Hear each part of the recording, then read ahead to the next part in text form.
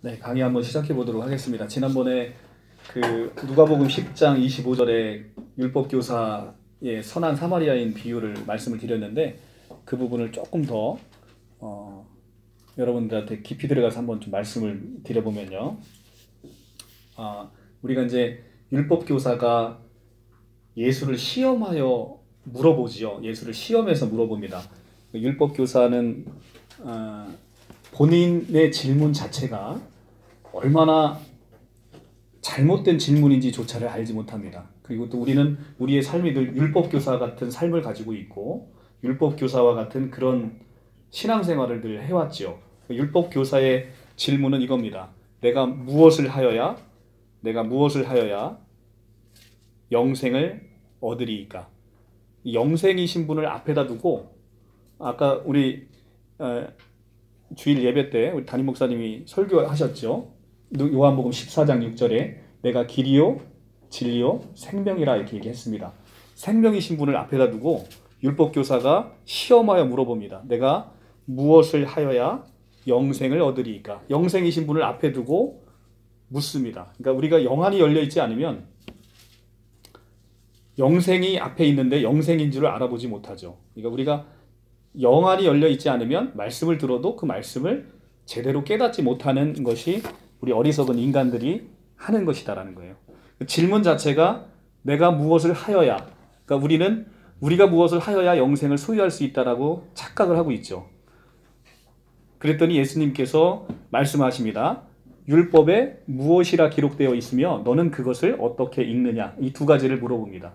그러니까 율법에 기록된 내용과 우리가 그것을 읽는 방법이 다름을 알 수 있는 거예요. 그러니까 율법에 기록된 대로 액면 그대로 문자로 읽으면 우리는 무엇을 하여야 영생을 얻을 수밖에 없는 존재가 되는 것이죠. 이게 바로 옛 언약입니다. 옛 언약. 옛 언약은 우리의 행위 언약이라는 것이죠. 율법에 기록된 것은 이렇습니다. 내 마음을 다하고 목숨을 다하고 힘을 다하고 뜻을 다하여 주 너희 하나님을 사랑하고 또 내 이웃을 내 몸과 같이 사랑하라. 이게 이제 율법에 기록된 내용이란 말이죠.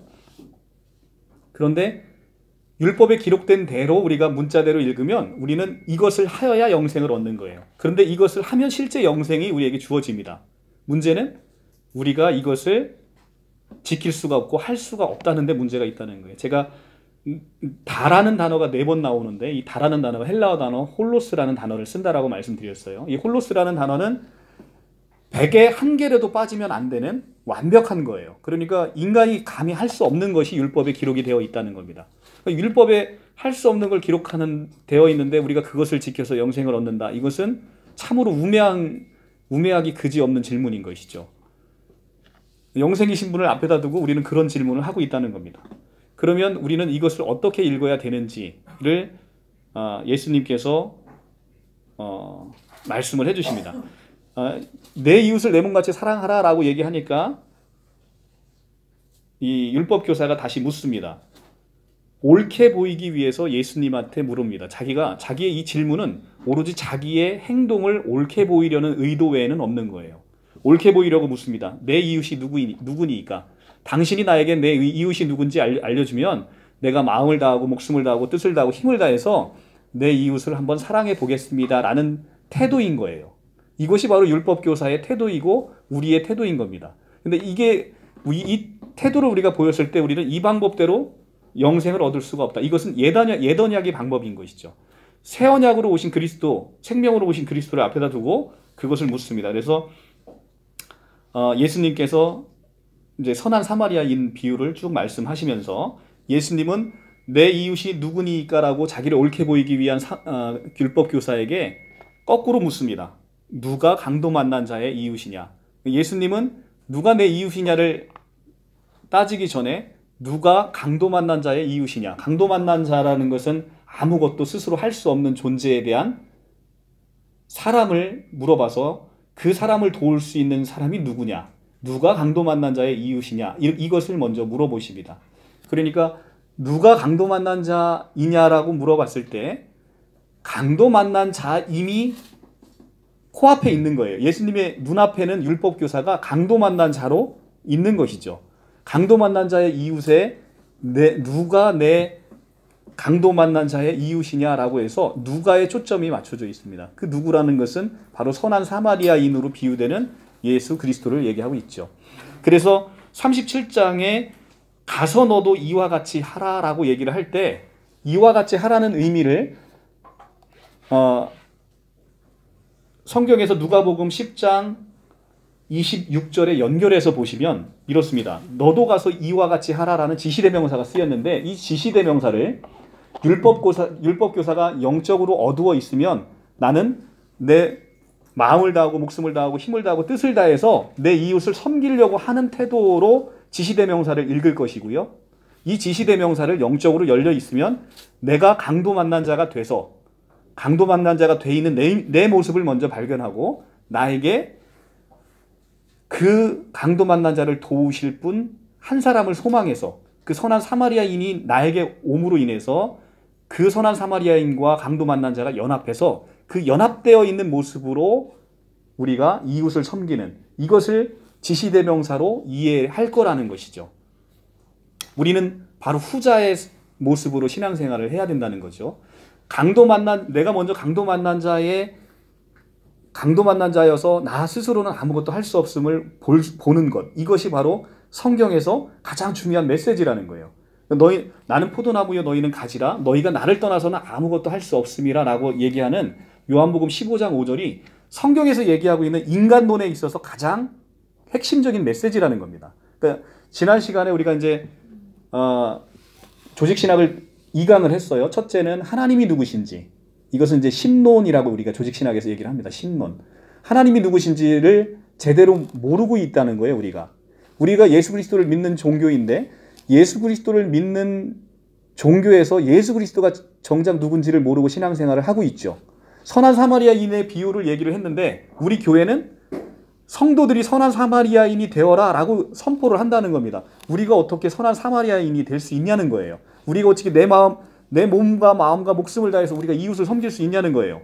그건 인간이 할 수 없다는 겁니다. 그러니까 우리는 우리 스스로가 강도 만난 자인 것을 느끼는 것이 가장 우선이다. 그러면 강도 만난 자인 우리가 선한 사마리아인으로 오시는 예수 그리스도를 필요로 하고 그분이 내게 오셔서 나와 함께 연합되어 있는 그 한 사람이 이웃을 내 몸과 같이 사랑할 수 있도록 하는, 그러니까 이 선한 사마리아인의 비유에 있어서는 가장 핵심적인 메시지는 뭐냐면 그리스도와의 연합인 거예요. 그리스도와의 연합을 빼고서 선한 사마리아인을 비유를 생각하고 설교를 한다는 것은 굉장히 영적인 메시지에 있어서 중요한 부분을 빠뜨리는 것이죠. 그러니까 율법에 무엇이라 기록되어 있고 내가 어떻게 읽느냐라고 할 때 어떻게 읽느냐의 부분을 우리가 왜곡해서 알려준다는 얘기입니다. 이 그리스도와의 연합이 이 선한 사마리아인의 비유의 가장 핵심적인 메시지다. 자, 에베소서를 한번 볼게요. 에베소서 5장 22절을 한번 가보겠습니다.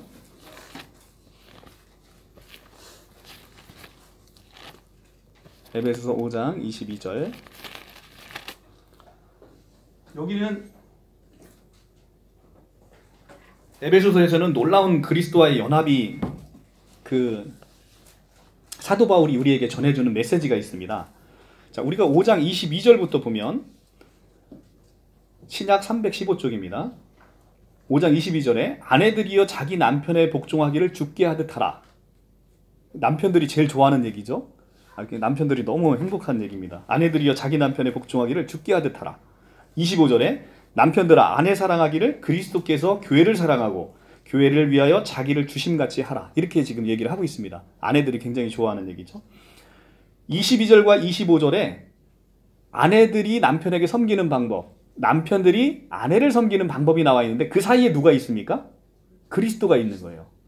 그리스도를 가운데 끼고 우리는 섬겨야 되고 우리는 복종해야 되고 우리는 이웃을 섬겨야 된다는 겁니다. 이게 이제 그리스도와의 놀라운 연합을 얘기하고 있는 거예요. 그리스도가 빠진 상태에서의 우리의 모든 것은 다 죄가 된다는 겁니다. 우리가 착한 일을 해도 그것도 죄가 된다는 거예요. 선한 일을 해도 그것도 죄가 된다는 겁니다. 왜냐하면 선은 예수 그리스도를 빼고 나서는 아무것도 선이 없으니까. 그렇기 때문에 우리가 어떤 분이 교회에 와서 열심히 봉사하시고 이웃을 열심히 섬깁니다. 거기에 예수 그리스도가 빠져있는 모든 것은 그건 다 죄가 된다는 거예요. 왜 죄가 되느냐? 나는 이해하기 어렵다. 이렇게 생각할 수 있죠. 그런데 그 안에 그 마음을 깊이 들여다보면 거기에 나의 공로와 그 행위를 함으로 인해서 나 스스로의 만족감, 그리고 사람들이 나를 보는 시선, 그리고 나를 칭찬해주는 모든 것들, 이런 것들에 대해서 나의 행동에 대한 리스판스를 요구한다는 거예요. 어떤 사람들의 반응을 요구한다는 겁니다. 그렇기 때문에 모든 것, 믿음으로 하지 않는 모든 것이 죄라고 얘기했을 때 우리는 그것은 비록 그것이 착한 일이고 좋은 일이라 하더라도 그리스도 없이 하는 모든 것들이 다 죄가 된다는 겁니다. 그래서 그리스도와의 놀라운 연합은 아내가 남편을 복종하는 것도, 남편이 아내를 사랑하는 것도, 가운데 누구를 껴야 되는 거예요? 그리스도. 여기 나와 있잖아요. 에베소서 5장 22절에. 그죠? 자, 그리고 에베소서 5장 30절로 넘어가면, 31절로 넘어가면 바울이 이제 놀랍게 아담과 하와가 둘이 결혼해서 한 몸이 되는 것을 놀라운 연합으로 표현을 하고 있는데, 여기에서는 한 단계 더 나아가서 큰 비밀을 우리에게 얘기를 해준다라고 하면서 얘기를 해주고 있습니다. 그러므로 사람들이 부모를 떠나 그 아내와 합하여 그 둘이 한 육체가 될지니 이 비밀이 크도다. 나는 그리스도와 교회에 대하여 말하노라 라고 얘기하면서 아담과 하와가 결혼해서 하나의 몸이 돼서 연합되어 있는 것은 이것은 두 사람의 놀라운 연합을 얘기하고 있는데, 이것이 그냥 창세기에 인용되어 있는 아담과 하와의 결혼을 얘기하는 게 아니라 그리스도와 교회가 하나 되는, 그리스도를 머리로 하고 교회가 몸을 이루는 놀라운 그리스도와의 연합을 얘기를 하고 있다는 겁니다. 그러니까 에베소서 5장 22절부터 32절까지는 놀라운 그리스도와의 연합을 얘기하고 있다는 것이죠. 이 놀라운 그리스도의 연합이 누가복음 10장에서 지금 우리가 봤던 선한 사마리아인의 비유, 10장 25절에 나오는 선한 사마리아인의 비유가 그리스도와의 놀라운 연합으로 있어서 강도 만난 너희가 그리스도의 연합을 통해서 그리스도가 이제는 우리 안에 일하시는 모습을 보게 되는 것. 그래야만 우리가 목숨을 다하고 힘을 다하고 뜻을 다하고 마음을 다해서 주 너의 하나님을 사랑할 수 있는 존재가 비로소 될 수 있다는 겁니다. 나는 할 수 없는 그것이 내 안에 오신 창조주시고 하나님이신 예수 그리스도께서 내 안에서 그 일을 감당하신다는 거죠. 그렇기 때문에 갈라디아에서 2장 20절에 이제 그 말씀이 하는 것이죠. 내가 그리스도와 함께 십자가에 못 박혔나니 그런즉 이제는 내가 산 것이 아니요 내 안에 그리스도께서 사시는 것이다 라고 얘기하는 것이 우리 안에 있는 놀라운 그리스도와의 연합을 또 한 번 얘기를 하고 있는 것이죠. 한 절만 더 보고 오늘 강의 시작할게요. 이사야 56장에 한번 넘어가 보겠습니다. 이사야 56장 6절.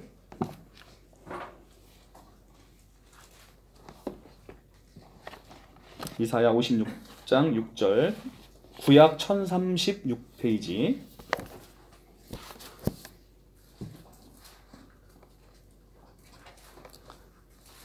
여호와의 연합. 그러니까 구약에서는 여호와로 나타난다라고 말씀을 드렸어요. 구약 1036조. 구약에서는 여호와라고 나와 있는 것이 신약에서는 단 한 번도 여호와라는 단어가 없다라고 말씀드렸습니다. 신약에서는 주라는 단어로 헬라어 퀴리오스라는 단어를 번역하다 보니까 여호와를 주로 번역을 하게 된 것이죠. 그래서 신약에서는 여호와가 안 나옵니다. 그러니까 주라는 단어를 도마가 고백하는 요한복음 20장 28절에서 나의 주님이시요 나의 하나님이십니다라는 도마의 고백은 나의 여호와시요 나의 하나님이십니다라는 고백으로 바꿔서 우리가 풀을 수가 있는 것이죠. 주가 여호와를 주로 번역한 거기 때문에. 자, 56장 6절에 여호와의 연합. 그러니까 구약에서는 예수 그리스도를 포함한 삼위일체 하나님의 이름이 여호와라고 제가 말씀드렸어요. 그렇기 때문에 또 여호와와 연합하여 그를 섬기며 여호와의 이름을 사랑하며. 자, 여호와와 연합하여를 슬래시를 거주세요. 슬래시를 거주시면 이게 이제 뒷부분을 계속해서 섬기며 사랑하며 종되며 안식을 지켜 더럽히지 아니하며를 계속해서 수식하고 있는 거예요. 자, 연합하여를 슬래시를 거주시고 여호와와 연합해서 우리가 어떻게 할 수 있는지를 한번 보겠다는 겁니다. 또 여호와와 연합하여 그를 섬기며 여호와의 이름을 사랑하며 그의 종이 되며 안식을 지켜 더럽히지 아니하며 나의 언약을 굳게 지키는 이방인마다 내가 곧 그들을 나의 성산으로 인도하여 기도하는 내 집에서 그들을 기쁘게 할 것이며 그들의 번제와 희생을 나의 제단에 기꺼이 받게 되리니 이는 내 집은 만민이 기도하는 집이라 일컬음이 될 것이라. 자, 여기서 보면 여호와와 연합하여 우리가 여호와를 섬기고 여호와의 이름을 사랑하고 그의 종이 되며 안식을 지켜 더럽히지 아니하는 자가 될 수 있다라는 얘기를 하고 있는 겁니다. 근데 이것을 여호와와 연합하지 않게 되면 할 수도 없을 뿐더러 설령 그걸 한다 하더라도 이게 죄가 된다는 거예요. 그러니까 여호와의 연합, 그리스도와의 연합, 여호와와의 연합은 우리 성경에 있어서 가장 핵심적이고 놀라운 단어라는 것이죠. 그래서 신약에 있어서는 구약에 있어서 출애굽기 19장 5절에 너희가 내 언약을 지키면 나는 너의 하나님이 되고 너희는 내 백성이 되리라 라고 해서 행위 언약을 맺으셨잖아요. 너희가 내 언약을 지키면 이렇게 돼 있는데 그게 인간이 할 수가 없기 때문에 이 땅 가운데 그것을 이루기 위해서 한 존재가 오셨는데 그게 바로 예수 그리스도라는 거죠. 그분이 오셔서 온전한 33년의 삶을 하나님께 순종하는 삶을 살아서 나와 연합함으로 그분의 산 삶을 내가 산 삶으로 하나님이 간주해 주시겠다라고 얘기를 하고 있는 거예요. 성경은 그걸 얘기하고 있는 거죠. 그러니까 이제는 우리는 그것을 믿음으로 취하는 것이 오로지 우리의 역할이라는 거예요. 믿음으로 취하기만 하면 그 모든 것들을 내 안에서 하나님께서 이루시겠다라고 얘기를 한다는 겁니다. 그것이 선한 사마리아인의 비유에서 얘기하는 선한 사마리아, 누가 강도 만난 자의 이웃이냐라고 물어보시며 가서 너희도 이와 같이 하라라는 지시대명사가 바로 선한 사마리아인과 강도 만난 자가 연합돼서 이웃을 섬기라라고 하는 그리스도와의 놀라운 연합을 얘기하고 있다라고 얘기하고 있는 겁니다. 자, 이렇게 보니까 선한 사마리아인의 비유가 굉장히 은혜롭게 다가오죠. 우리가 선한 사마리아인을 율법으로 설교하면 여러분들 가서 이웃을 열심히 선한 사마리아인처럼 여러분들 목숨처럼 사랑하고 그렇게 전도하십시오. 이렇게 설교하면 여러분들은 나가자마자 시험 드시죠. 네, 그렇게 되는 거예요. 자, 구원론. 저희가 이제 지난 시간까지 우리는 신론을 배웠고 그 다음에 인간이 얼마나 추악하고 타락하고 소망이 없는 존재인지를 인간론을 통해서 배웠습니다. 그렇기 때문에 우리가 이 인간론을 배우면서 우리에게 있어서는 인간론을 배우고 나면 딱 한마디 이 말이 생각이 나는 거예요. 사도행전 2장 37절의 말씀. 우리가 어찌할꼬. 베드로와 제자들에게 이 말씀을 너희가 죽인 그 사람이 그분이 바로 너희들이 기다리는 그 메시아야. 그 그리스도야. 라고 얘기를 들었을 때 아무 소망이 없고 정말 폐역무도한 짓을 저지른 인간에게 있어서 인간이 할 수 있는 단어라고는 딱 이 단어밖에는 생각나는 게 없는 거죠. 사도행전 2장 37절 우리가 어찌할꼬. 이 우리가 어찌할꼬라는 대답에서 자, 사도행전 같이 다시 한번 볼까요? 사도행전 베드로가 우리가 어찌할꼬라는 저 대답에 깊은 한숨에 답을 줍니다. 우리가 어찌할꼬. 자, 사도행전 2장 36절 신약 190쪽.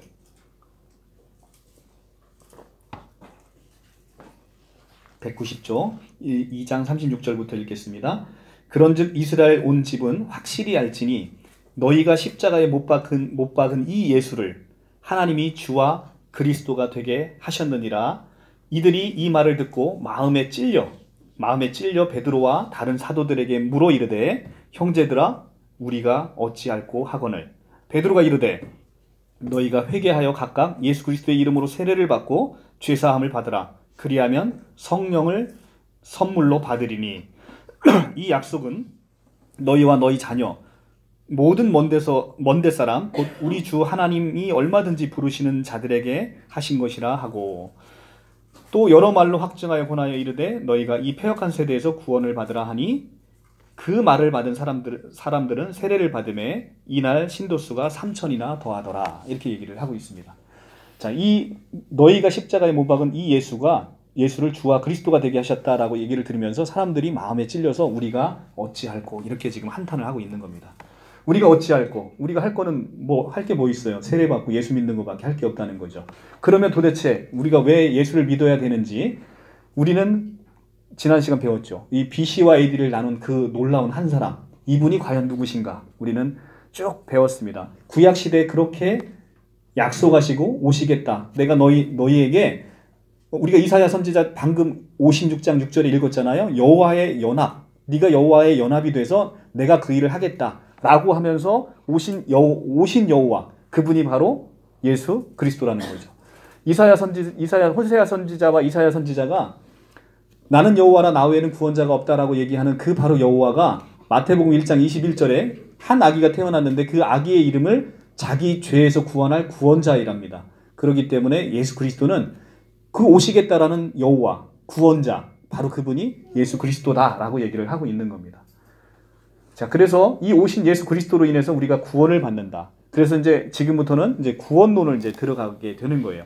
자, 우리는 구원론을 통해서 신론을 배웠고 인간론을 배웠습니다. 그리고 기독론을 배워야 되는데 이 기독론은 너무 방대해서 온 구원론, 종말론, 성령론, 교회론 모든 것이 다 예수 그리스도가 빠져 있는 것이 하나도 없죠. 왜냐하면 너희가 성경에서 영생을 얻는 줄을 생각하고 성경을 상고하거니와 이 성경은 나에 대해서 얘기하는 것이다 라는 예수 그리스도의 요한복음 5장 몇 절이죠? 5장 39절인가? 5장 39절의 말씀에 5장 39절 맞나요? 저 하도 가물가물하네요. 이제 기억력의 한계가 오는 것 같습니다. 예, 5장 39절 맞습니다.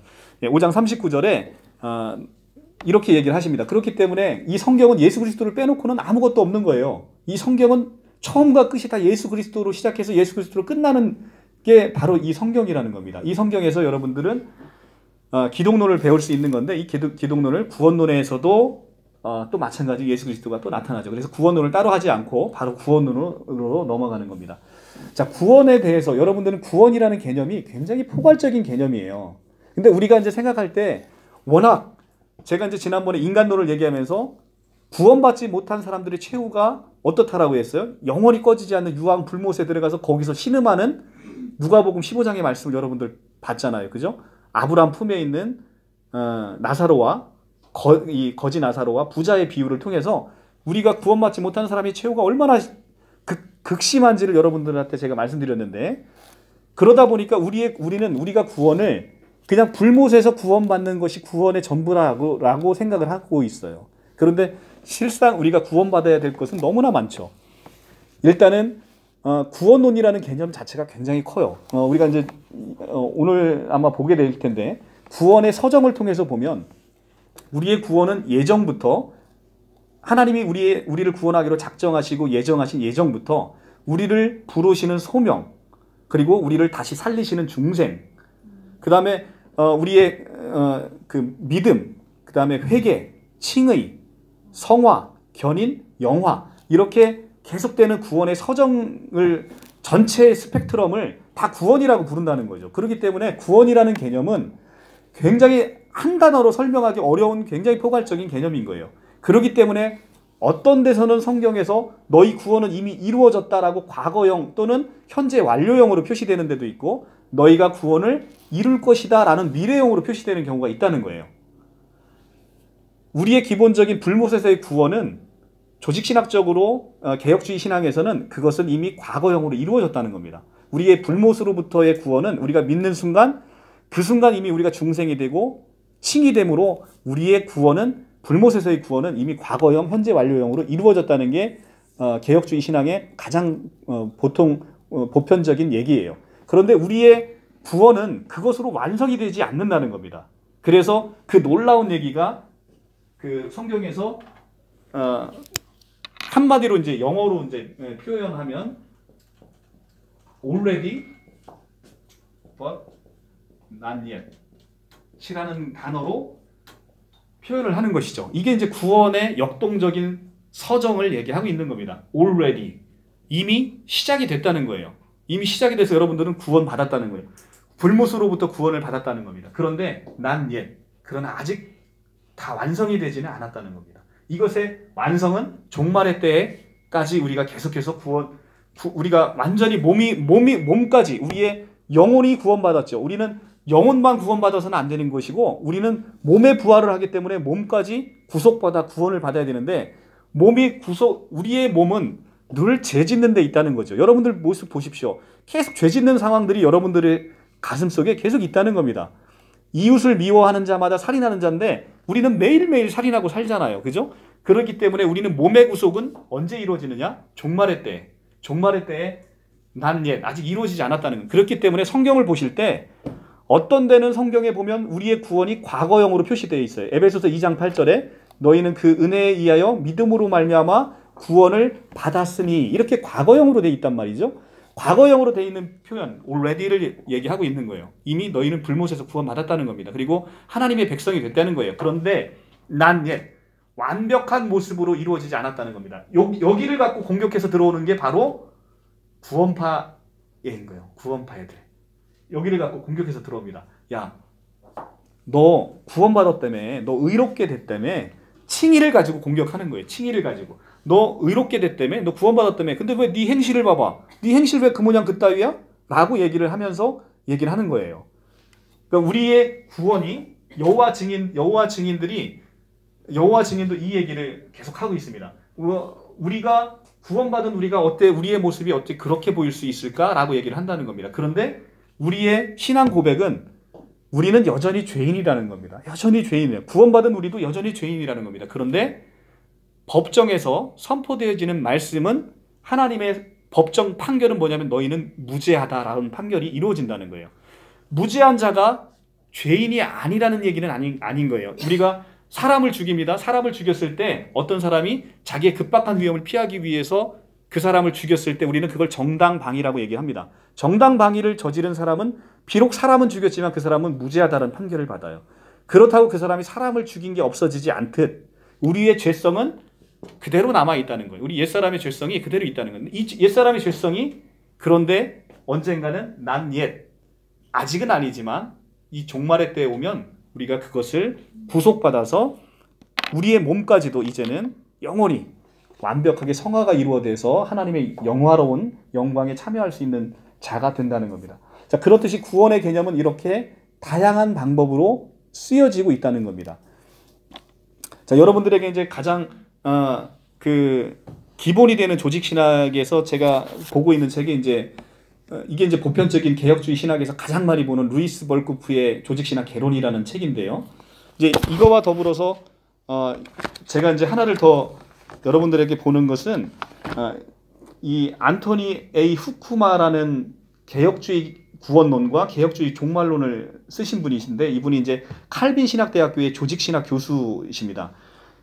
그래서 이제 기독교 문서 선교에서 나온 책인데 가장 보수적으로 성경을 보는 책이에요. 켈빈주의가 원래 이제 개혁주의 신학 중에서는 가장 보수적인 그 입장을 고수하고 있는 것인데, 그래서 여러분들이 지금 배우고 있는 이 조직신학 개론은 기존의 보편적인 교회 중에서도 가장 보수적인 신앙으로 여러분들을 접근해서 가는 거예요. 그런데 그럼에도 불구하고 그 안에 있는 깊은 영적인 메시지를 여러분들이 보게 되면 가장 보수적인 신앙으로 가게 되면서도 그 안에서 풍성한 은혜를 누릴 수가 있다는 겁니다. 자, 에베소서 2장 8절에 너희는 믿음으로 말미암아 구원을 받았으니라는 과거형의 표현을 했을 때, 우리가 믿음으로 말미암아라는 표현을 할 때 이것을 영어 성경으로 번역할 때 여러분들은 전치사를 주의하셔야 됩니다. 전치사가 through라는 전치사와 by라는 전치사 두 개를 쓰는데 이것은 믿음이 도구와 수단이 되어 있다라는 거예요.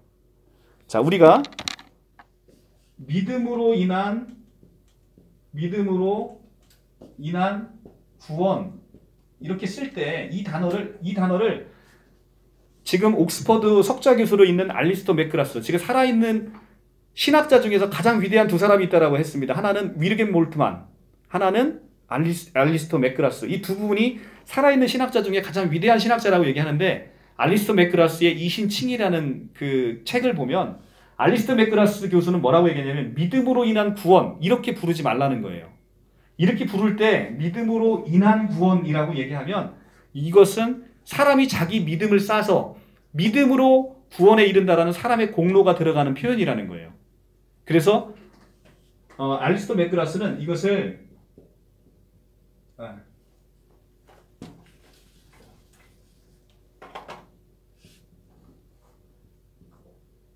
수단과 도구를 뜻하는 by를 써서 그러니까 믿음에 의한이라는 이 뜻이 사람의 인한이라는 이 뜻이 아니라 through라는 단어를 통해서 믿음을 통한 구원. 그러니까 예수 그리스도로 인한 믿음을 통한 구원을 얘기를 하고 있는 거예요.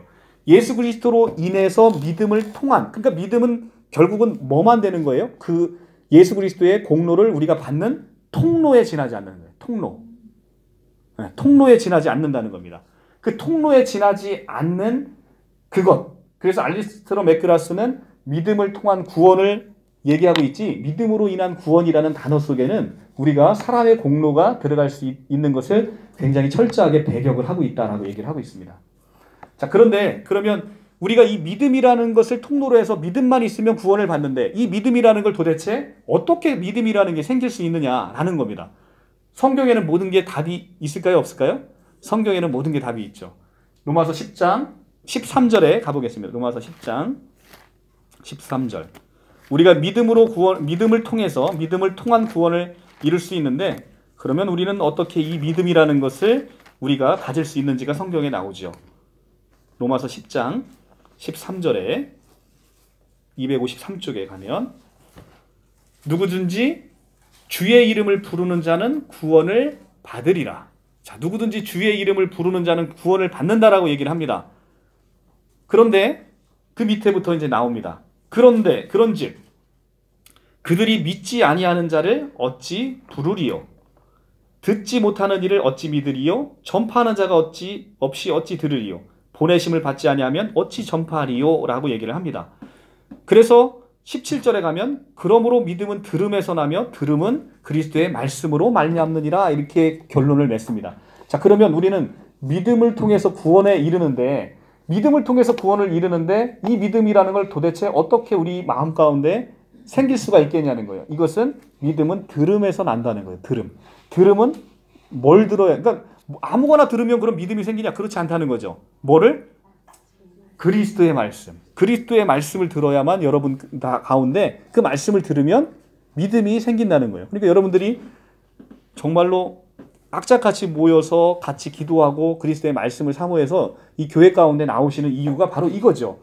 믿음은 들음에서 나고 들음은 그리스도의 말씀으로 말미암느니라. 그러니까 여러분들이 주일날 나와서 목사님 말씀, 그 다음에 여러분들이 같이 그 교제하시는 이런 성도님들의 말씀을 계속 들음으로, 교통함으로 이 믿음이 여러분들 마음 가운데 생길 수 있다는 거죠. 자, 그러면 이제 이게 로마서 방금 읽은 10장 10절, 13절부터 15절이 우리가 그리스도의 말씀을 들으면 믿음이 생기는데, 그러면 밖에 있는 사람들, 아까 밖에 있는 많은 죽은 영혼들, 아까 우리 송지연 자매님이 기도하면서 멋진 말을 썼는데, 네크로스라는 헬라어 단어에 있는 그 상태에 있는 죽어있는 상태, 죽은 자와 같은 그 네크로스에 있는 상태들에게 어찌하여 우리가 그들에게 복음을 전하면서 믿음을 갖게 만들 수 있는지가 성경의 로마서 10장에서 15절에 나오죠. 첫째는 주 예수의 이름을 부르면 구원을 받는데, 어떻게 부를 수 있냐는 거예요. 믿지 않는 자를. 그런데 듣지 않은 자를 어찌 믿을 수 있냐는 거예요. 그런데 전파되지 않고 어찌 들을 수 있고, 보내는 자가 없이 어떻게 전파됨이 있냐는 겁니다. 그러면 우리는 거꾸로 올라가면 구원받는 방법이 이제는 나오는 것이죠. 어떻게? 첫째는 먼저 믿은 자에 의해서 보내심을 받아야 되는 거죠. 그래서 이렇게 교회가 많이 세계적인 선교로 나아가고 많은 선교사를 파송하는 이유가 바로 이 보내심인 거죠. 보내심을 받은 이 선교사들이 뭐를 합니까? 전파하게 되면 누군가는 이 복음의 메시지를 듣게 되는 거죠. 듣게 되면 이 듣는 사람이 로마서 10장 17절 믿음은 들음에서 나고, 그 다음에 뭐가 생겨요? 듣는 자가 믿음이 생기고, 이 믿음이 생기면 비로소 여호와의 이름을 부를 수 있다는 거죠. 에노스임을 깨닫게 되는 거예요. 지난 시간에 창세기 4장에서 여러분들 말씀드렸죠. 우리가 에노스임을 깨달았을 때 비로소 여호와의 이름을 불렀더라. 다시 한번 가볼까요? 창세기 4장으로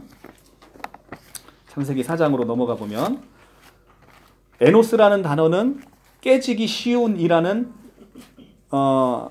그런 의미를 담고 있고요.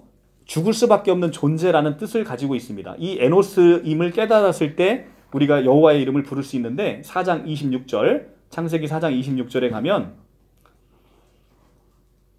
창세기 4장 26절, 셋도 아들을 낳고 그 이름을 에노스라 하였으며 그때 사람들이 비로소 여호와의 이름을 불렀더라. 이렇게 되어 있습니다. 어떤 때 불렀다고요? 에노스임을 깨달았을 때, 에노스라는 이름을 붙여졌을 때 그때 사람들이 비로소 여호와의 이름을 불렀더라. 그러니까 우리가 스스로 죽을 수밖에 없는 존재임을 깨달았을 때 우리가 여호와의 이름을 부른다는 거죠. 근데 그것을 이렇게 보내심을 받은 자에 의해서 전파되는 복음의 말씀을 듣고 믿게 되면 여호와의 이름을 부르게 돼서 구원에 이를 수 있다라는 것이 로마서에 얘기하는 우리가 구원받게 되는 그 순서에 대해서 쭉 쓰고 있습니다. 자, 그러면 우리 교회가 감당해야 될 사명은 뭐예요? 열심히 보내고, 열심히 전파하고, 열심히 듣게 만들고, 그 다음에 열심히 우리가 할 수 있는 역할은 보내고 전파하는 거 말고는 없어요. 그러면 듣는 귀를 열어주는 것도 누가 하시는 거예요? 여호와가 하시는 것이고, 믿게 하시는 것도 여호와가 하시는 것이고, 부르게 하는 것도 여호와가 하시는 일인 거죠. 그러니까 우리는 열심히 보내고 열심히 전파하시면 되는 것이죠. 자, 그런데 이렇게 전파함에도 어떤 사람들은 그 말에 순종해서 아멘으로 와서 여호와께 나와서 구원받는 사람이 있는가 하면 어떤 사람은 늘 무슨 교회 간다고 밥이 나오냐 떡이 나오냐 이런 얘기 많이 듣죠. 너는 교회 간다고 밥이 나오냐 떡이 나오냐. 밥 나오고 떡 나오죠. 사실 밥 나오고 떡 나오는데 우리는 그 밥 나오고 떡 나와서 교회 가는 게 아니라 참 떡이시고 참 물이시고 참 생명이신 여호와의 말씀을 사모해서 이 땅 가운데 오는 거 아닙니까? 우리가 사람이 떡으로만 사는 게 아니잖아. 사람은 하나님의 말씀으로 살게 있는 것인데 하나님의 말씀인 그 떡을 먹으러 우리가 교회에 오는데 그 사람들에게 있어서는 자기가 세상의 주인인 거예요. 자기가 세상에서 주인이고 에노스임을 깨닫지 못하는 사람은 여호와의 이름을 부를 수 없다는 거죠. 그러니까 인간은 자기가 스스로 나는 아무것도 할 수 없음을 고백하는 순간 자기의 그 허전함과 공허함과 흑암의 깊음 위에 있는 그 한 존재를 누군가가 구원해줄 한 존재를 소망하게 된다는 거죠. 그래서 비로소 여호와의 이름을 부를 수 있다는 겁니다. 그런데 왜 사람들은 그러면 이렇게 여호와의 이름을 부를 수가 없는가? 그렇게 많이 복음을 전하고 있는데도 고린도전서 1장으로 한번 가볼게요. 고린도전서 1장 21절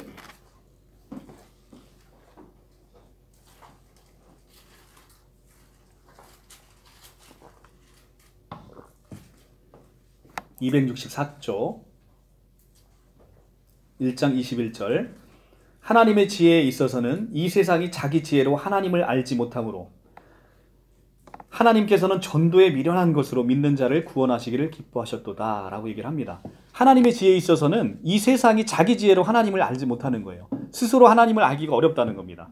그래서 하나님께서는 전도에 미련한 방법으로 믿는 자를 구원하시기를 기뻐하셨다. 우리가 여기서 주의 깊게 봐야 되는 것은 전도에 미련한 것이라는 얘기가 있습니다. 그죠? 전도는 사실 미련한 거예요. 전도 미련한 거예요. 하나님은 창조주시고 하나님 전능하신 하나님이세요. 그런데 무엇이 부족해서 하나님께서 이 전도에 미련한 방법을 택하셨느냐? 우리가 이사야 59장 1절 2절 조금 이따 볼 건데 여호와의 손이 짧아서 구원함이 못함도 아니요 여호와의 귀가 둔하여 듣지 못함도 아니니 오직 너희 죄악이 너희와 너희 하나님을 가로막아서 멀리한다는 겁니다.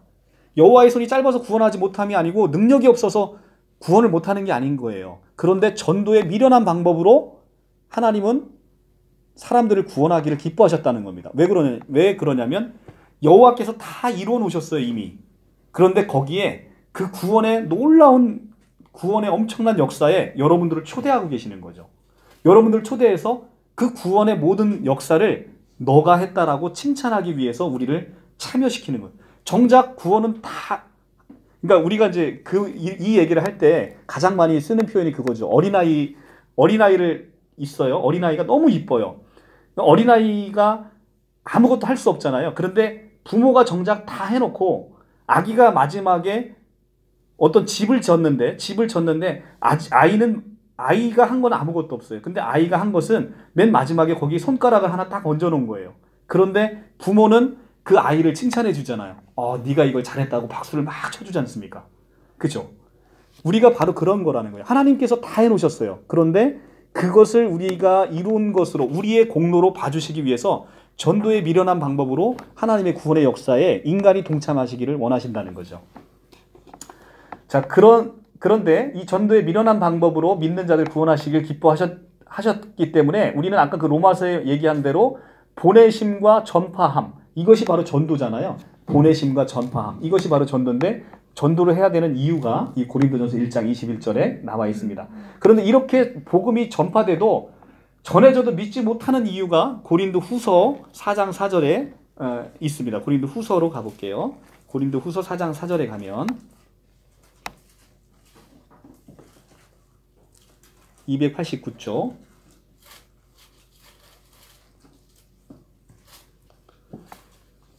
고린도후서 4장 4절에 그 중에 이 세상의 신이 믿지 아니하는 자들의 마음을 혼미케 하여 그리스도의 영광의 복음의 광채가 비치지 못하게 함이니 그리스도는 하나님의 형상이라.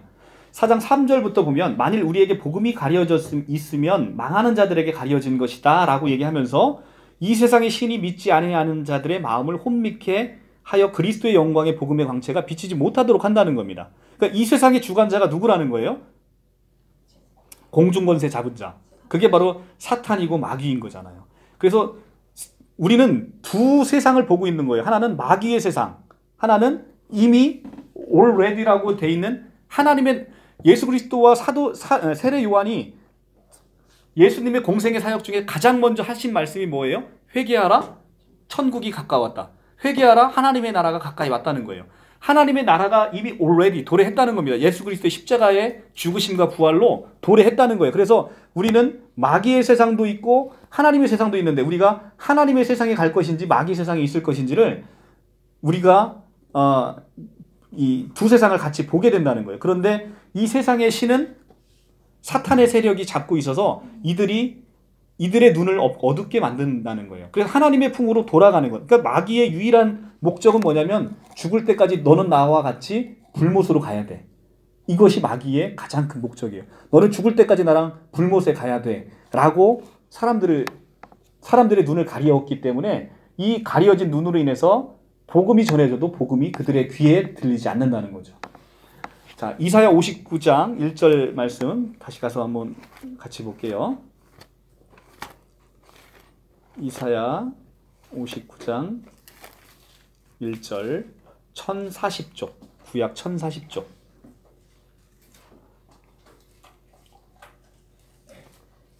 구약 1040쪽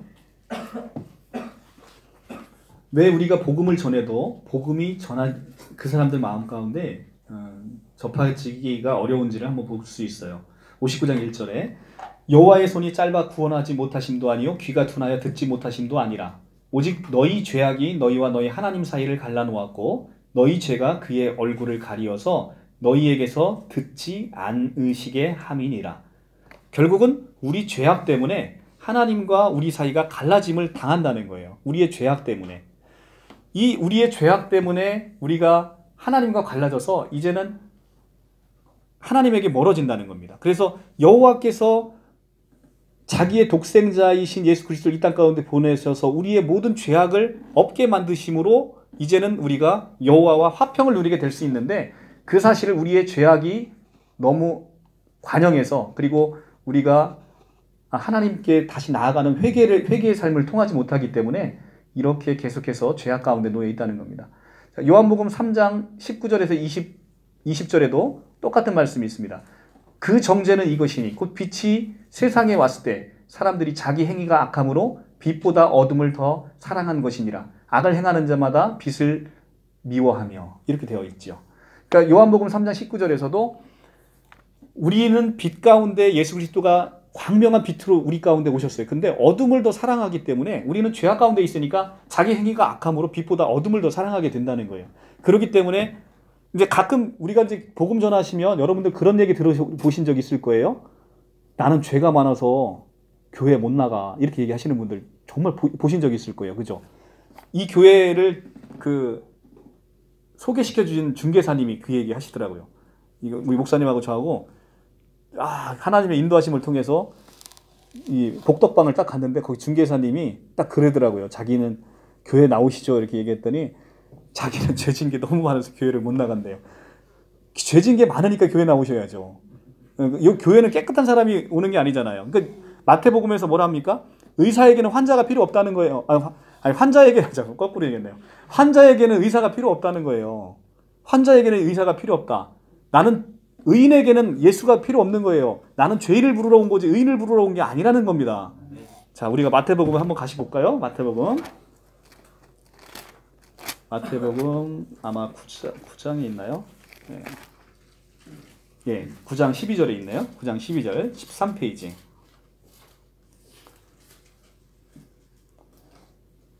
(9장 12절) 예수께서 들으시고 이르시되 건강한 자에게는 의사가 쓸데없고 병든 자에게라야 쓸데있느니라. 너희는 가서 내가 긍휼을 원하고 제사를 원하지 아니하노라 하신 뜻이 무엇인지 배우라. 나는 의인을 부르러 온 것이 아니라 죄인을 부르러 왔노라 하시니라. 이렇게 얘기하고 있지 않습니까? 그러니까 우리가 의인이면 교회 나올 필요가 없는 거예요. 우리는 죄인이기 때문에 교회 나와야 되는 것인데 그분은 이제 그 복음의 진리를 모르니까 그렇게 말씀하시는 거죠. 근데 생각보다 이렇게 말씀하시는 분이 너무 많다는 거죠. 너무 많아요. 나는 죄진 게 많아서 교회 못 나온다고. 자, 그러니까 우리는 교회는 우리 담임 목사님 포함해서 모든 사람들이 다 죄인입니다. 다 죄인이고 절대 사람 보고 신앙생활 하시면 여러분들은 반드시 실족하게 돼 있어요. 여기서 나오는 하나님의 말씀을 의지하고 신뢰하여야만 되는 것이지 담임 목사님이라고 뭐 죄 안 짓고 뭐 누구라고 죄 안 짓고 다 죄 짓습니다. 다 똑같습니다. 딱 똑같은 인간이에요. 근데 여러분들에게 있어서는 그래서 이제 여러분들 이제 신천지 가면 그런 얘기 하잖아요. 신천지가 기성교회 돌아오지 못하는 가장 큰 이유가 뭐냐면 우리 이제 뉴스에서 나오는 계속해서 기성교회 목회자들의 어떤 비리, 그 다음에 추악한 것들 이런 것들이 언론에 있는 걸 다 스크랩을 해요. 저는 몰랐는데 저희 사무실에 그게 배달이 왔더라고요. 그러니까 막 보낸 거죠. 막 신천지에서 만들어서 그 카탈로그를 아주 근데 그것도 그 정보를 어디서 이렇게 하여튼 구했는지 모르겠는데 몇 년도 몇 월 며칠에 중앙일보에 나온 신문, 뭐 몇 년도 몇 월 며칠에 한국일보에 나온 신문 다 스크랩을 해가지고 목회자들의 그 모든 그 비리 같은 것들을 다 해가지고 보낸 거예요. 아마 사무실별로 다 보냈는 모양이더라고요.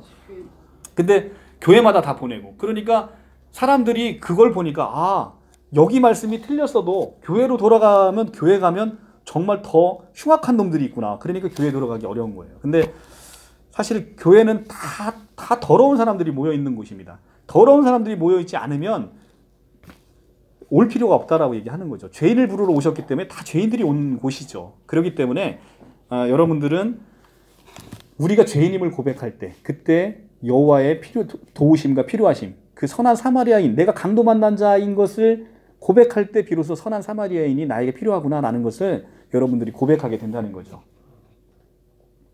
자, 오직 예수. 왜 오직 예수라는 거냐? 왜 오직 예수? 이것이 바로 성경에서 우리에게 구약부터 여호와 하나님께서 예정하신 길이기 때문에 그렇습니다. 어떤 사람들은 자기만의 구원의 방법을 자기 스스로 정해요. 그러니까 되게 이제 많이 정하시는 그 구원의 방법은 뭐냐면 내가 착하게 살고 도덕적으로 살고 내가 이웃에게 베푸는 삶을 살면 내가 천국 갈 거야. 내가 구원 받을 거야 라고 자기 스스로를 생각을 한다는 거죠. 이거 같이 어리석은 사람이 없다는 겁니다. 자, 내가 사법시험을 통해서 제가 변호사가 됐는데 내 스스로 공부를 하면서 사법시험 공부를 안 하고 부동산 공인중개사 시험 준비를 하면서 내가 이거 공부하면 나 시험에 합격할 거야. 제가 합격을 할 수 있겠어요? 과목이 다른데? 죽었다 깨어나도 못하는 거예요. 구원이라는 것은 자기 스스로 헤엄쳐 나오면 그걸 구원이라 부르지 않아요. 누군가가 희망이 없는 죽을 수밖에 없는 우리를 건져줬을 때 우리는 그 개념을 구원이라고 한다는 거죠. 그 개념을 구원이라고 하는데 그 구원의 방법은 하나님이 정하신 방법대로만 이루어질 수밖에 없다는 거죠. 그것이 바로 예수 그리스도라는 거죠. 그래서 그게 우리는 오직 예수. 내가 길이요 진리요 생명이라 나로 말미암지 않고는 아버지께 올 자가 없느니라. 오직 그 길은 예수 그리스도밖에 없다는 겁니다. 그래서 우리는 오직 예수. 오직 예수라는 얘기를 너무나 많이 듣잖아요. 우리가 교회 신앙생활하면서. 근데 이 오직이라는 only라는 단어, 이 only라는 단어는 처음부터 끝, 알파와 오메가, 처음과 나중, 시작과 마침이라는 요한계시록의 20장 말씀처럼 오직이라는 그 사이에 누군가가 들어갈 수 없다는 거예요. 오직 예수라는 단어는.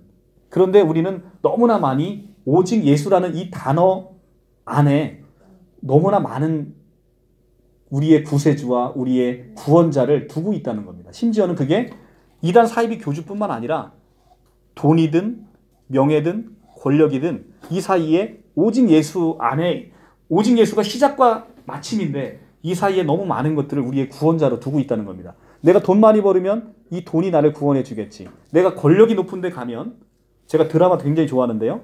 어제 드라마 사인이라는 드라마를 공부도 많이 하는데 TV도 많이 봐요. 자식은 TV 제가 되게 좋아해요. TV를 많이 보는데 그 사인이라는 드라마 가니까 국가수를 지키기 위해서 거기 주인공 이름이 이명환 원장이에요. 이명환 원장이 국가수를 지키기 위해서 온 권력을 다 잡아야만 이 권력으로 국가수를 지킬 수 있다라는 생각을 하는 사람이고 거기에 주인공인 박신양은 진리만이 이것을 지킬 수 있다라고 생각하는 사람이에요. 그래서 이제 두 사람이 이제 갈등하며 싸우는 장면인데 바로 그런 거죠. 우리 스스로가 권력을 잡아서 우리가 우리 스스로의 몸을 지키고자 하는 사람이 있다는 겁니다. 우리는 오직 예수 사이에 그 사이에 너무 많은 것들을 두고 있다는 겁니다. 그런데 이것이 얼마나 부질없는 짓이냐면 세상의 권력은 아무리 높아봐야 길어야 5년인 거죠. 대한민국 권력 길어야 5년입니다. 5년이면 정권 바뀌면 말짱 꽝인 거예요. 제가 이제 사석에서 많이 말씀드리는데 저도 이제 소시적에는 검사가 되는 게 되게 꿈이었어요. 사법연수원 때. 그래서 거의 뭐 다 왔잖아요. 근데 마지막에 미끄러져서 결국 못 됐어요. 그런데 그것이 얼마나 부질없고 덧없는 것이냐면 검사가 돼서 이제 제가 가고 싶었던 그 길을 가는 친구들이 제 동기 중에 많잖아요. 근데 그 중에서도 특별히 잘 나가는 친구들이 있어요. 그럼 청와대 차출이 돼서 박근혜 정부 때 싹 들어갔습니다. 싹 들어갔는데 얼마나 부러움을 사요. 그런데 참 인생 새옹지마한 거죠. 하루아침에 무너져서 그냥 지금은 서울중앙지검도 들어가지 못하고 오지만 계속 돌다가 심지어 이제 그나마 이제 돌다가 옷 벗거나 아무런 가치 없이 사는 거죠. 그때는 박근혜 정부 대통령 청와대에 들어갔을 때 얼마나 어깨에 힘이 들어가고 하겠습니까? 그죠? 그런데 이 세상 것들이 그만큼 부질없다는 거예요. 이 부질없는 것에 목을 메고 있으면 우리는 곧 미끄러지고 추락함을 경험할 수밖에 없다는 거죠.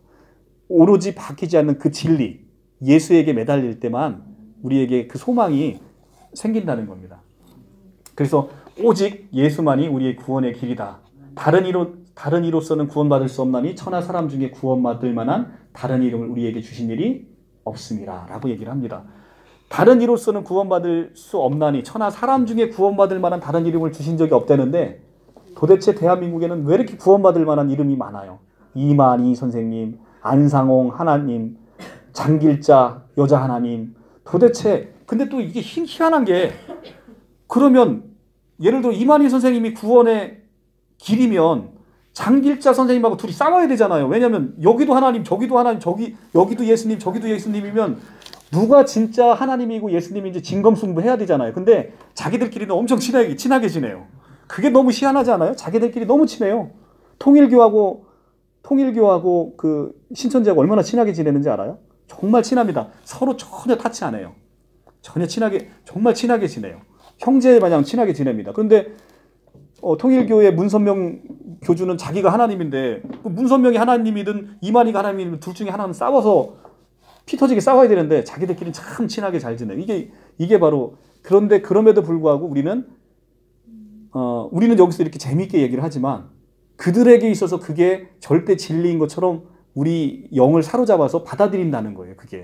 그게 뭐냐면 우리가 이 오직 예수라고 얘기할 때 이 예수가 누군지를 몰라서 그런 사태가 벌어진다는 거죠. 예수가 창조주고 하나님이라는 사실을 알면 절대 미혹될 수 없어요. 왜냐하면 하나님이시면 온 우주를 창조하신 분이기 때문에 전지전능하시잖아요. 뭔 선명이 전지전능합니까? 이만희가 전지전능합니까? 아무도 전지전능하고는 거리가 멀잖아요. 그렇기 때문에 우리는 오직 예수 여기서 모든 것들을 다 걸러낼 수 있는 거죠. 구원자는 오직 여호와만이 구원자입니다. 호세아 13장 4절 나는 여호와라 나 외에는 구원자가 없다 얘기를 하고 있고요.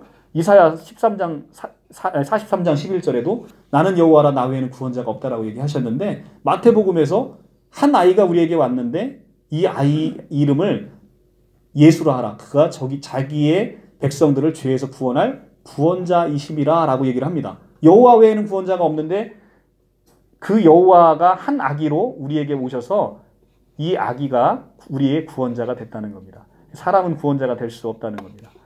그래서 참 제물이신 예수로만 우리가 구원자가 될 수 있다는 거예요. 참 제물이신 예수 그리스도만이 우리에게 구원자이라는 성경 구절을 한번 보도록 하겠습니다. 요한복음 1장 29절. 요한복음 1장 29절.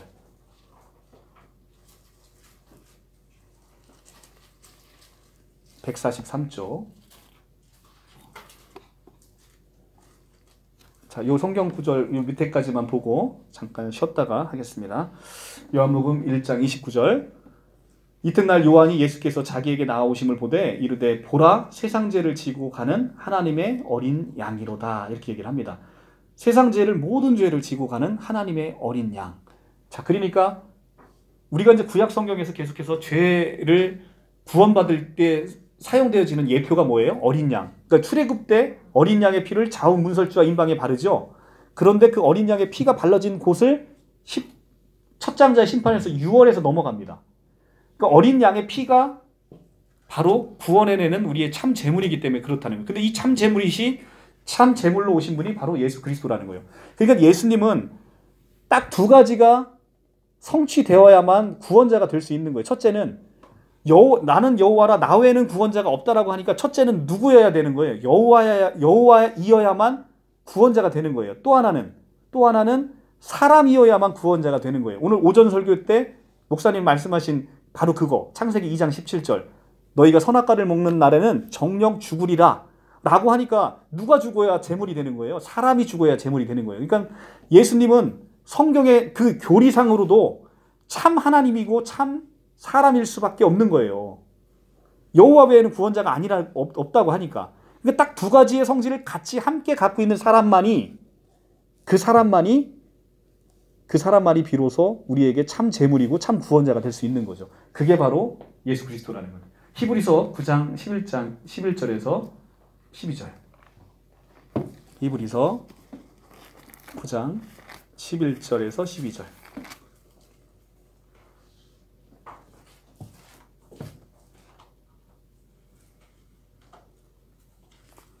(361조) 신약 361조 신약 361조 그리스도께서는 장래 좋은 일에 대제사장으로 오사 손으로 짓지 아니한 것 곧 이 창조에 속하지 아니한 더 크고 온전한 장막으로 말미암아 염소와 송아지의 피로 하지 아니하고 오직 자기 피로 영원한 속죄를 이루사 단번에 성소에 들어가셨느니라. 자, 염소와 송아지 피로 하지 아니하고 오직 자기 피로 자기께서 산 제물이 돼서 영원한 속죄를 단번에 이뤘다는 겁니다. 그래서 영원 단번 제사라고 얘기하죠. 영원 단번 제사로 우리를 여기서 나오는 성소는 정확하게는 지성소를 얘기하는 거죠. 지성소. 우리가 지성소까지 우리를 끌고 들어가셨다는 겁니다. 그래서 지성소까지 끌고 들어가서 우리가 하나님과 이제는 화평을 이루고 하나님과 이제는 자유롭게 교제할 수 있는 사람이 됐다는 겁니다. 히브리서 10장 12절 18절. 히브리서 10장 12절에서 18절. 히브리서 10장 12절 바로 옆에 있죠. 오직 그리스도는 죄를 위하여 한 영원한 제사를 드리고 하나님 우편에 앉으사 그 후에 자기의 원수들이 자기 발등상이 되게 하실 때까지 기다리시나니 그가 거룩하게 된 자들을 한 번의 제사로 영원히 온전하게 하셨느니라. 영원히 온전하게 하셨다는 겁니다. 또한 성령이 우리에게 증언하되 주께서 이르되 그날 후로는 그들과 맺을 언약이 이것이니라 하시니 내 법을 그들 마음에 두고 그들 생각에 기록하리라 하신 후에 또 그들의 죄와 그들의 불법을 내가 다시 기억하지 아니하리라 하셨으니 이것들을 사하셨은즉 다시 죄를 위하여 제사 드릴 것이 없느니라. 이렇게 합니다. 자, 우리가 10장 16절에 주께서 이르시되 그날 후로는 그들과 맺은 언약이 이것이니 라고 해서 언약이 나옵니다. 이게 바로 새 언약이에요. 여기서 새 언약의 특징은 내 법을 그들의 마음에 두고 그들의 생각에 기록하리라. 여기서 주어가 누구예요? 여호와가 주체입니다. 주께서 주가 주어예요. 주가 내 법을 그들의 마음에 두고 내 법을 그들의 마음에 두고. 그러니까 새 언약의 가장 큰 특징은 옛 언약과의 가장 큰 특징은 옛 언약은 우리가 하는 언약인 거예요. 우리가 너가 내 언약을 지키면 해서 if you 이게 you가 주어가 되는 것인데 새 언약에서는 내가 너의 마음속에 마음을 두고 그들 생각에 내 법을 기록하리라 라고 얘기하는 겁니다. 그 주체가 바로 여호와로 바뀌었다는 거예요. 그래서 새 언약 아래서의 주체는 바로 여호와 하나님이신 걸 우리가 알 수 있는 거죠. 그래서 이게 예수 그리스도께서 우리 죄와 불법을 위해서 정말 영원 단번 제사로 다 이루어 놓으셨기 때문에 다시는 죄를 위해서 제사 드릴 것이 없다는 겁니다. 그런데 우리는 예배 드릴 때, 우리 예배 드리러 올 때 여러분들 자꾸 제사 드리는 마음으로 오지 마시라는 거예요. 예배 드릴 때 우리가 말씀을 들음으로 그리스도 말씀으로 인해서 우리가 믿음이 생기고 믿음을 통해서 우리가 하나님의 풍성한 은혜로 더 나아가는 것이잖아요. 근데 우리가 이걸 자꾸 제사 드리는 형태로 보내면 여러분 공로를 쌓는 겁니다. 예배를 드림으로 내가 예배 열심히 드리면 내가 이 예배를 드림으로 내가 구원받아야지라고 하면 아까 얘기한 여러분들의 공로로 여러분들이 구원받는 그런 개념인 거예요. 이것은 우리가 개혁주의 신학에서 철저히 배격하는 여러분들의 공로 신앙인 겁니다. 이거는 우리의 구원론하고는 아주 거리가 먼 겁니다. 그래서 가끔 여러분들 우리가 안타까운 게 그거예요. 정통 교회라고 하는 교회에서도 이런 말씀들이 선포되어집니다. 여러분들 예배 시간 예배 안 드리고 어디 딴 데 가시면 벌 받고 어디 가서 교통사고 날 것 같고 뭐 저주받을 것 같고 자녀가 잘못될 것 같고 자꾸 이런 생각을 교회에서 심어준다는 이게 바로 제사 드리는 형태의 예배 신앙인 거죠. 우리가 이렇게 신앙을 하는 게 아니라 우리는 이 말씀을 들으면 내 마음이 그냥 설레는 겁니다. 내 마음이 설레니까 이 말씀을 들으러 오는 거예요. 이 말씀이 충만히 차면 기쁨이 샘솟는 거예요. 그래서 우리가 오셔서 예배를 드리는 거예요. 그래서 지난번에 요한복음 10장 10절에 보면 여러분들 두 가지 있게 하신다는 거잖아요. 그러니까 내가 너희에게 생명이 있게 하고 더 풍성하게 누리게 하게 하려 함이다라고 얘기하는 것은 너희 안에 생명이 있는 그 측면 하나, 그 다음에 더 풍성히 누리는 측면 하나. 그러니까 우리는 단지 생명을 갖고 구원받을 만한 그 얄팍한 믿음으로도 살 수는 있어요. 그런데 그 풍성함을 누리지 못한다는 거죠. 그래서 한번 가볼까요? 요한복음 10장 10절로. 요한복음 10장 10절. 요한복음 10장 10절에 가시면 162쪽.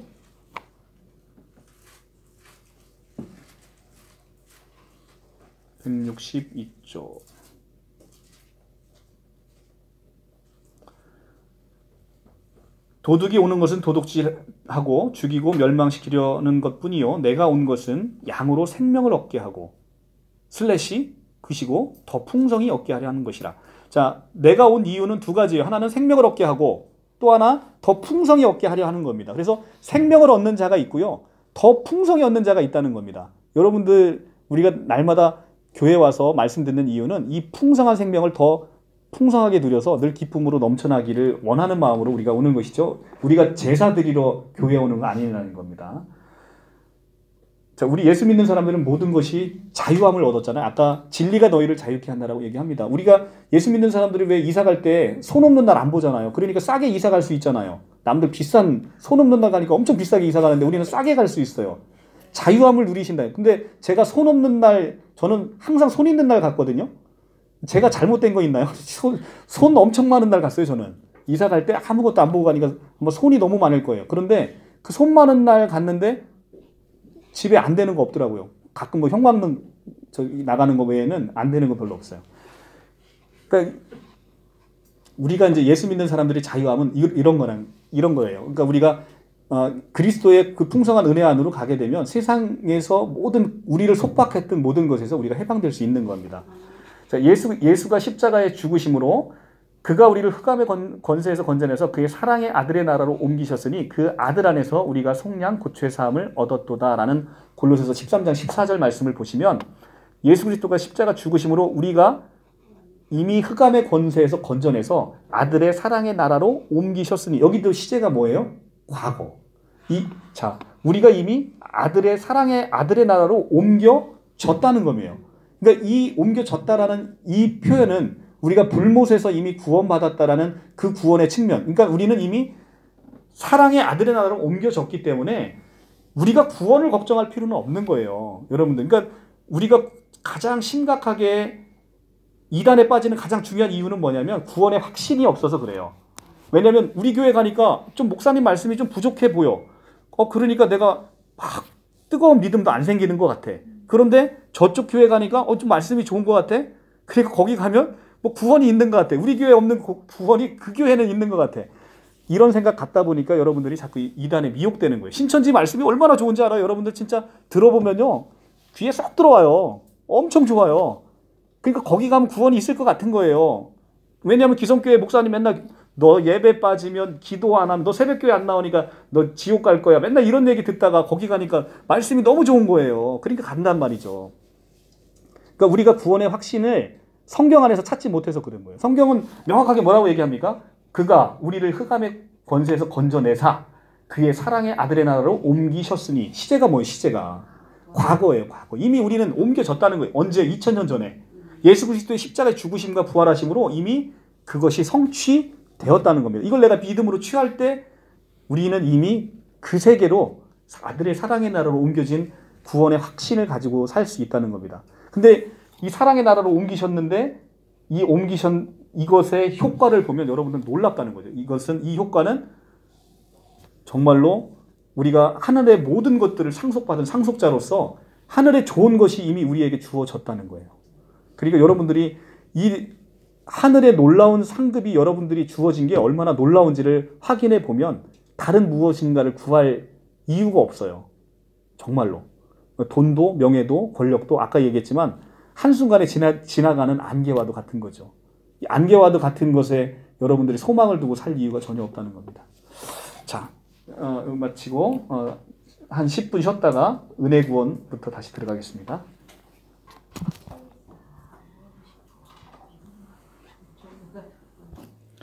자, 이제 그러면 우리가 이제 구원론에 대해서 오직 예수로 구원을 받는데 이 구원은 어떻게 주어지는지 한번 보도록 하겠습니다.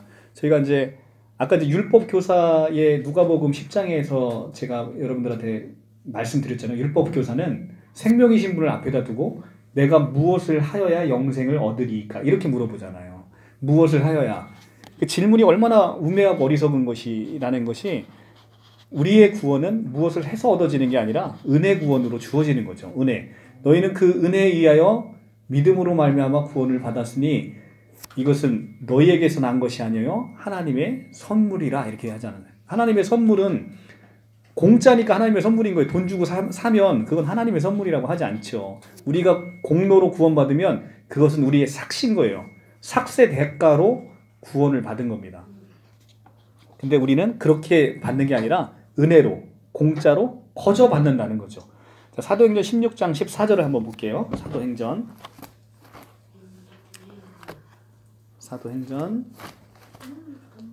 16장 14절 215쪽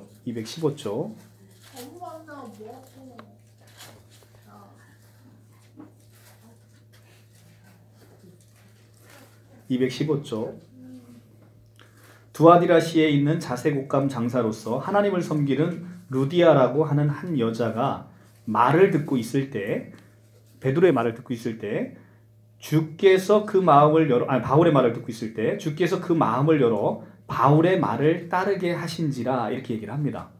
자, 바울의 말을 듣고 있을 때 주께서 그 마음을 열어 바울의 말을 따르게 하신지라. 그러니까 루디아라는 한 여자의 마음을 열으신 분은 누구예요? 주께서 그 마음을 열어 바울의 말을 따르게 하신지라 라고 얘기를 합니다. 그러니까 우리의 구원은 주께서 미리 우리를 사랑하시는 은총이 있어야 된다는 거예요. 이게 이제 칼빈주의 신학에서 나오는 전적 타락에서 나오는 겁니다. 그러니까 우리는 이제 이게 이제 성경에서 가장 어렵다라고 얘기하는 예정과 자유의지의 문제인데 이 자유의지는 아우구스티누스의 표현에 따르자면 우리에게 있어서 자유의지가 있는데 이 자유의지는 하나님에게로 기울어지는 자유의지를 우리가 선택할 수 있는 힘이 없다는 거예요. 왜 그러냐면 전적으로 타락했기 때문에. 그래서 우리의 자유의지는 자유의지가 이때 전적으로 타락해서 먼저 하나님이 선행하는 은총이 없이는 선행하는 하나님의 은총이 있어서 이 자유의지를 하나님께 되돌릴 수 있는 은혜를 베풀지 않으면 우리의 자유의지가 하나님을 스스로 선택할 수 있는 힘이 없다는 겁니다. 이게 바로 이제 아우구스티누스의 은총론인데 여기서도 이제 사도행전 16장 14절에서 우리가 그 표현을 읽을 수가 있는 거예요. 주께서 그 마음을 열어 바울의 말을 따르게 하신지라 이렇게 얘기를 하고 있습니다. 자, 그래서 우리의 구원은 행위 구원이 아니다라고 얘기를 하고 있습니다. 에베소서 아까 읽어드렸고요. 디도서 3장 5절에서 7절 말씀 보겠습니다. 디도서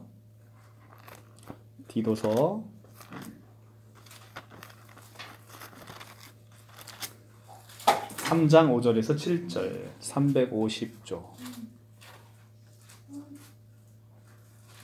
3장 5절에서 7절 350조 우리를 구원하시되 우리가 행한 바 의로운 행위로 말미암지 아니하고 오직 그의 긍휼하심에 따라 중생의 씻음과 성령의 새롭게 하심으로 하셨나니. 자, 우리를 구원하시되 우리가 행한 바 의로운 행위로 말미암지 아니하고라고 얘기를 하고 있습니다. 그죠? 예, 아니하고. 그런데 아까 율법교사는 뭐라고 물었어요?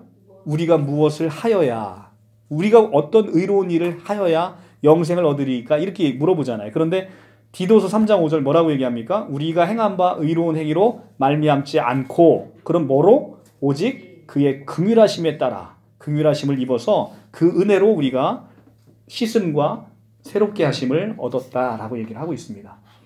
로마서 3장 20절로 가볼게요. 로마서 3장 20절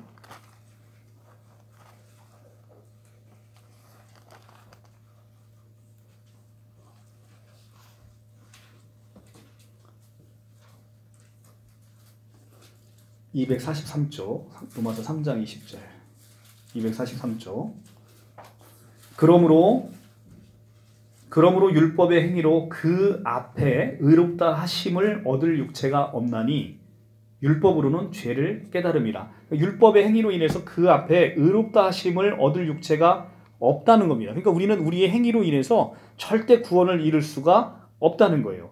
그래서 이제는 율법에 하나님의 한 의가 나타났으니 이게 바로 누구예요? 예수 그리스도. 율법과 선지자들에게 증거를 받은 것이라 곧 예수 그리스도를 믿음으로 말미암아 모든 믿는 자에게 미치는 하나님의 의인이 차별이 없느니라 이렇게 얘기를 합니다. 그 옆에 4장 1절로 가면 그런즉 우리 육신으로 우리 조상 아브라함이 무엇을 얻었다 하리요? 만일 아브라함이 행위로서 의롭다 하심을 받으면 자랑할 것이 있으려니와 하나님 앞에서는 없느니라. 성경이 무엇을 말하느냐? 아브라함이 하나님을 믿음에 그것이 그에게 의로 여겨진 바 되었느니라. 일하는 자에게는 그 삭시 은혜로 여겨지지 아니하고 보수로 여겨지거니와 일을 하지 아니할지라도 경건하지 아니하는 자를 의롭다 하시는 이를 믿는 자에게는 그의 믿음을 의로 여기시나니 이렇게 되어 있습니다. 그러니까 우리의 믿음은 우리의 행위에 있지 않고 우리의 믿음에 있다는 거예요. 그러니까 우리가 일하는 자에게 그 삭은 은혜로 여겨지지 않고 뭘로 여겨진다는 거예요? 보수로 여겨지는 거예요. 그러니까 내가 노력해서 구원받으면 이건 하나님의 은혜가 아닌 거예요. 그건 나의 노력이고 나의 삭신 것이죠. 근데 성경에서 얘기하는 은혜는 아브라함이 무엇으로 의롭다함을 얻었느냐라고 얘기할 때 아브라함이 하나님을 믿음에 그것을 의로 여겼다는 거예요. 자, 여기서 이제 여러분들이 주의 깊게 보셔야 되는 건데 성경이 무엇을 말하느냐라고 하면서 구약을 인용하는데 이 구약에 인용하는 성구가 창세기 15장 6절이에요. 창세기 15장 6절. 여기 손가락을 껴놓고 아니면 뭐라고 하는 겁니까? 이것을 껴놓고 창세기 15장 6절로 넘어가 볼게요. 창세기 15장 6절로 넘어가 보면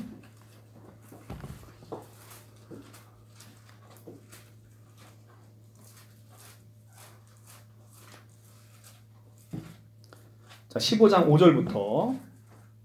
4절부터 보겠습니다. 창세기 15장 24절 18페이지. 여호와의 말씀이 그에게 임하여 이르시되 그 사람이 내 상속자가 아니라 내 몸에서 날 자가 내 상속자가 되리라 하시고 그를 이끌고 밖으로 나아가 이르시되 하늘에 우러러 뭇 별을 셀 수 있나 보라. 또 그에게 이르시되 내 자손이 이와 같으리라. 아브라함이 여호와를 믿으니 여호와께서 이를 그의 의로 여기시니 라고 해서 15장 6절을 인용하고 있습니다. 자, 그러면 아브라함이 여호와를 믿음에 이것을 의로 여겼다. 자, 의로 여겼다는 것은 저희가 이제 좀 이따가 다음 시간에 볼 구원의 서정에서 조직신학적인 표현으로 칭의 이렇게 얘기합니다. 칭의. 이것을 의로 여겼다. 우리가 칭이 되어 있어서 우리가 의롭게 되어 있는 인간만이 구원을 받을 수 있잖아요. 칭의를 여호와를 믿음에 의로 여겼다라고 하는데 중요한 건 여러분들에게 말씀드리고자 하는 중요한 것은 여기서 믿음의 대상을 여러분들이 주의 깊게 보셔야 된다는 거예요. 믿음의 대상을 주의 깊게 보셔야 되는데 믿음의 대상이 아브라함이 믿은 것이 여러 개가 있을 수 있잖아요. 여러 개가 있을 수 있는데 그 중에서 아브라함의 믿음 중에 15장 6절을 인용했다는 거예요. 하나님이 아브라함에게 축복한 성경 구절은 되게 많습니다. 바로 앞장에 보면 자 볼까요? 한번 바로 한 장만 넘겨보면서 12장으로 가볼게요. 12장에 가면 12장 3절에 너를 축복하는 자에게 내가 복을 내리고 너를 저주하는 자에게 내가 저주를 내리니 땅의 모든 족속들이 너로 말미암아 복을 얻을 것이다. 여기서도 축복의 메시지가 있어요. 그죠? 그런데 12장 3절을 인용하지 않고 그리고 15장 6절을 인용을 하는 이유가 있다는 거예요. 자, 그리고 또 하나 바로 넘겨보실까요? 넘겨보시면 17장에 가시면 17장 24절에 아브라함이 그의 포피를 벤 때가 99세였다라고 해서 아브라함이 할례 받은 사건이 나와요. 아브라함이 할례 받은 사건이 17장에서 나옵니다. 자, 그리고 22장에 가면 이삭을 번제로 드린 사건이 나와요. 그죠?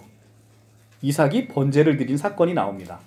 자, 여기서 보시면 15장 6절에서는 12장 3절에서는 그냥 복의 축복을 주십니다. 복의 축복을 주시고 15장 6절에서는 아들을 너에게 주겠다는 아들의 선물을 축복하세요. 자, 15장 6절, 12장 3절, 그 다음에 17장 24절에서는 할례를 받아요. 그 다음에 22장에서는 이 천금 같은 아들을 모리아 산에서 번제로 드려요. 자, 계속해서 아브라함의 믿음은 성장해서 나가잖아요. 그죠? 아브라함은 그냥 하나님의 말씀을 신뢰해서 자기 본토 친척 아비집을 떠나가지고 하나님의 복을 받습니다. 그리고 아들이 없는 아브라함에게 아들의 축복을 전해주고 17장 24절에서 유대인의 가장 하기 어려운 할례라는 것을 행합니다. 그리고 22장에서 이 금쪽 같은 아들을 모리아산에서 번제로 드려집니다. 아브라함의 믿음은 분명히 커져요. 그런데 이 여러 가지의 아브라함의 믿음 중에 유독 로마서 4장 3절에서 인용하고 있는 창세기 성경 구절은 15장 6절이에요. 이걸 믿을 때 비로소 의롭다함을 얻었다라고 칭의를 얘기를 합니다. 그러니까 이 성경에서의 칭의의 조건은 우리의 많은 믿음 중에 아들을 주시겠다라는 약속을 믿을 때 비로소 의롭다함을 여김을 받는다는 거예요. 이 아들이 누구예요? 이삭으로 왔고 참 이삭으로 오신 분이 누굽니까? 예수 그리스도. 그러니까 예수 그리스도를 내가 너에게 선물로 주겠다라는 약속은 아브라함에게 약속만 하신 게 아니라 모든 믿는 자에게 똑같이 아들을 너에게 선물을 주겠다라고 얘기를 했다는 거예요. 그 약속을 믿을 때 우리가 비로소 의롭다함을 받는다라는 얘기를 하는 거예요. 그런데 우리는 어떻게 생각하냐면 우리가 할례로 대표되는 이 행위 할례를 할 때 비로소 의롭다함을 여김을 준 게 아니고 우리가 갖고 있는 모든 것들 중에 가장 소중한 것을 하나님께 드려야 비로소 의롭다함을 받은 것도 아니라는 거예요. 17장에서 칭의를 한 게 아니라 22장에서 칭의를 한 게 아니라 칭의의 말씀은 15장 6절에서 나왔다는 거예요. 15장 6절에서. 그러니까 우리가 하나님을 믿으면서 우리가 하나님을 믿으면서 기본적으로 해야 될 것을 했을 때 비로소 의롭다함을 여김을 받는 게 아니라 우리의 모든 것들을 다 이삭을 드린다는 건 우리의 전부를 드린다는 거잖아요. 우리의 전부를 다 드려야만 의롭다함을 받는 게 아니라 우리가 이 할례로 지칭되는 것의 그 행위적인 측면을 드려야만 비로소 의롭다함을 받는 게 아니라 우리의 의롭다함을 받는 건 아들을 선물로 주겠다는 약속을 아멘 할 때 그때 우리가 칭의됐다는 거예요. 그래서 창세기 4장 3절에 우리의 칭의, 믿음의 대상은 우리가 구원받을 만한 믿음의 대상은 15장 6절에서 시작이 된다는 거예요. 그리고 나서 우리의 신앙이 점점점 17장 할례 받는 신앙, 우리의 모든 것을 드리는 신앙으로 점점 확산돼서 늘어나고 이것을 아멘으로 우리가 우리에게 주실 거라는 약속을 믿는 거예요. 그런데 우리의 칭의는 놀랍게도 15장 6절에서 인용하고 있다는 겁니다. 자, 이것이 로마서 4장 3절에서 언급하고 있는 말씀인 거죠. 그러니까 우리는 믿음의 우리가 구원받을 만한 믿음의 대상은 우리의 행위에 있지 않다라는 것을 로마서 4장 3절에서도 명확하게 보여주고 있다. 우리의 행위 차원에서 믿음의 칭의가 이루어지고 의롭다함을 얻었다라고 한다면 성경의 인용 말씀을 17장이나 22장으로 땡겼을 거예요. 자, 로마서의 말씀은 그렇게 은혜롭고요. 이거와 관련해서는 야고보서를 좀 이따 제가 설명하면서 이제 마지막으로 마칠 거예요. 그러니까 이 부분은 야고보서에서 창세기 22장을 인용하거든요. 그래서 이제 그 부분하고 이제 모순되는 게 아닌가 이런 의문이 있어서 그 부분을 여러분들한테 말씀을 드립니다. 자, 갈라디아서 5장 4절에서 6절 말씀을 한번 보도록 하겠습니다. 갈라디아서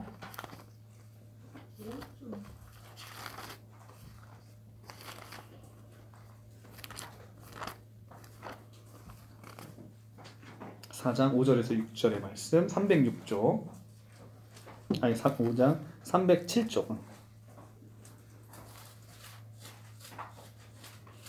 5장 4절에서 6절 말씀 율법 안에서 의롭다 함을 얻으려 하는 너희는 그리스도에게 끊어지고 은혜에서 끊어진 자로다. 우리가 성령으로 믿음을 따라 의의 소망을 기다리노니 그리스도 예수 안에서는 할례나 무할례나 효력이 없을 때 사랑으로서 역사하는 믿음뿐이니라 라고 합니다.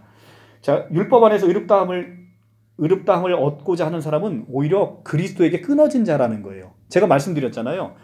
우리는 그리스도 없는 것에서 오히려 우리가 선행을 하고 착한 일을 하고 좋은 일을 한다는 것은 그 자체가 죄가 된다는 거죠. 오히려 이는 그리스도에게 끊어진 자라는, 그리스도 없이 나의 공로로 구원받고자 하는 자는 그리스도의 핏값을 정말로 값없이 여기는 자가 되기 때문에 오히려 그리스도 은혜에서 끊어진 자라 얘기를 합니다. 행위로 대표되는 성경의 말씀이 바로 할례예요. 그러니까 할례냐 무할례냐는 중요치 않다는 거예요. 할례나 무할례나 우리의 행위나 구원받고자 하는 이런 노력들은 아무런 효력이 없을 때 사랑으로 역사하는 믿음뿐인 겁니다. 그래서 그렇게 보시면 되고요. 자, 누가복음 23장 42절에서 43절에 보면 십자가 우편 강도가 있어요. 십자가 우편 강도는 예수님한테 달려 죽을 때 우측에 달려있는 그냥 강도였어요. 흉악한 강도였어요. 이 강도가 무슨 착한 일을 하고 아니면 무슨 일을 해서 구원을 받았습니까? 우리가 행위구원이라고 볼 때 이 강도는 구원받을 만한 아무런 행위가 없잖아요. 그럼 얘는 구원 못 받아야 되는데 성경은 분명히 십자가 우편 강도가 내가 오늘 나와 함께 낙원에 거하리로다 라고 얘기를 합니다.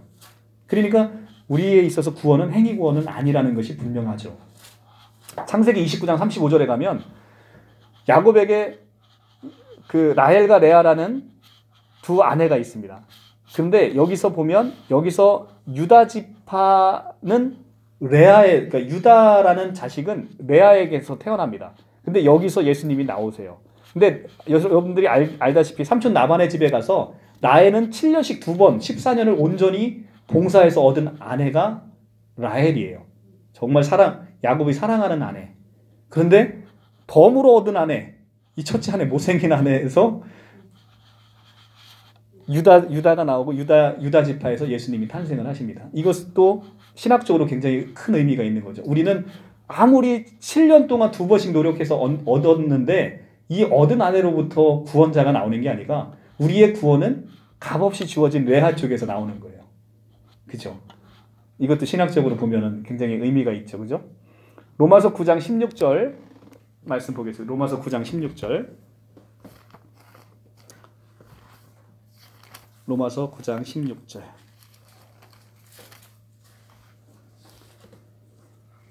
(252쪽)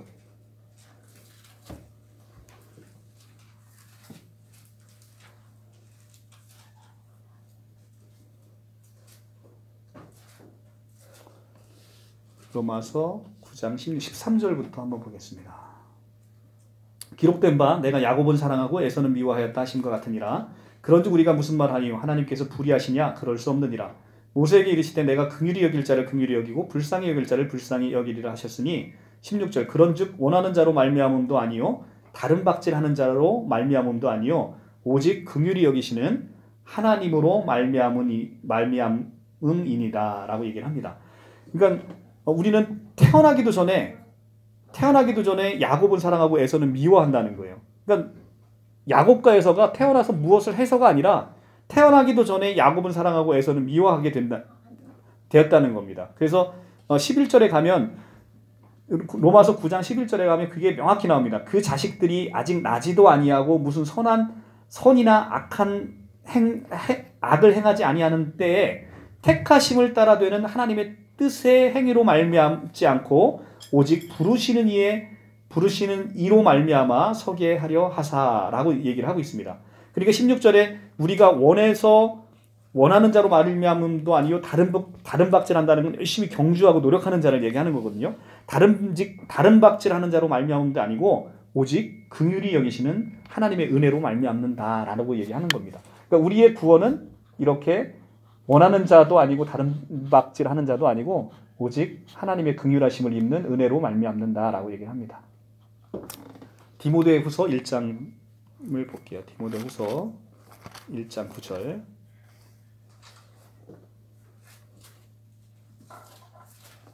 디모데후서 1장 9절. 신약 343쪽.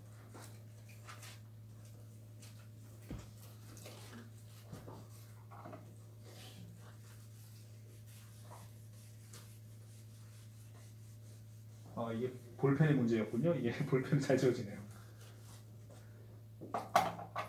1장 9절 하나님이 우리를 구원하사 거룩하신 소명으로 부르심은 우리의 행위대로 하심이 아니요 우리의 행위대로 하심이 아니요 오직 자기의 뜻과 영원 전부터 그리스도 예수 안에서 우리에게 주신 은혜대로 하심이라 라고 은혜 구원을 얘기하고 있습니다. 이제 아시겠죠? 성경에 너무 많은 구절에서 행위가 아니랍니다. 행위 아니랍니다. 계속 나오잖아요. 은혜다라고 얘기를 하고 있어요. 그죠? 행위가 아니라는 겁니다. 자, 그러면 이제 신천지에서 얘기하고 있는 여러분들이 이제 미혹하는 성경 구절. 이제 지금 이렇게 여러분들 계속해서 제가 행위가 아니다. 은혜다를 성경 구절 너무 많은 구절에서 여러분들에게 보여드렸어요. 그런데 이 얘기를 떡 하면 신천지 애들이 딱 하는 얘기. 그러면 행함이 없는 믿음이 죽은 믿음이다. 야고보서 2장 17절 말씀. 이거 뭐야? 이렇게 딱 나온다는 거죠. 여러분들이 여기다 설명을 그럼 그건 그거 아니야 라고 설명을 해주실 수 있는 능력이 되어야 되잖아요. 그죠? 또 하나 나더러 주여 주여 하는 자마다 다 하나님의 나라를 볼 것이 아니요 라고 얘기할 때 나더러 주여 주여 하는 자마다 아니라는 이 성경 말씀 이건 또 무슨 말씀이야 라고 하면서 이 두 성경 구절을 가지고 여러분들을 미혹을 시킵니다. 자, 지금부터 이제 설명을 드릴게요. 야고보서 한번 가볼게요. 야고보서 2장 17절 말씀.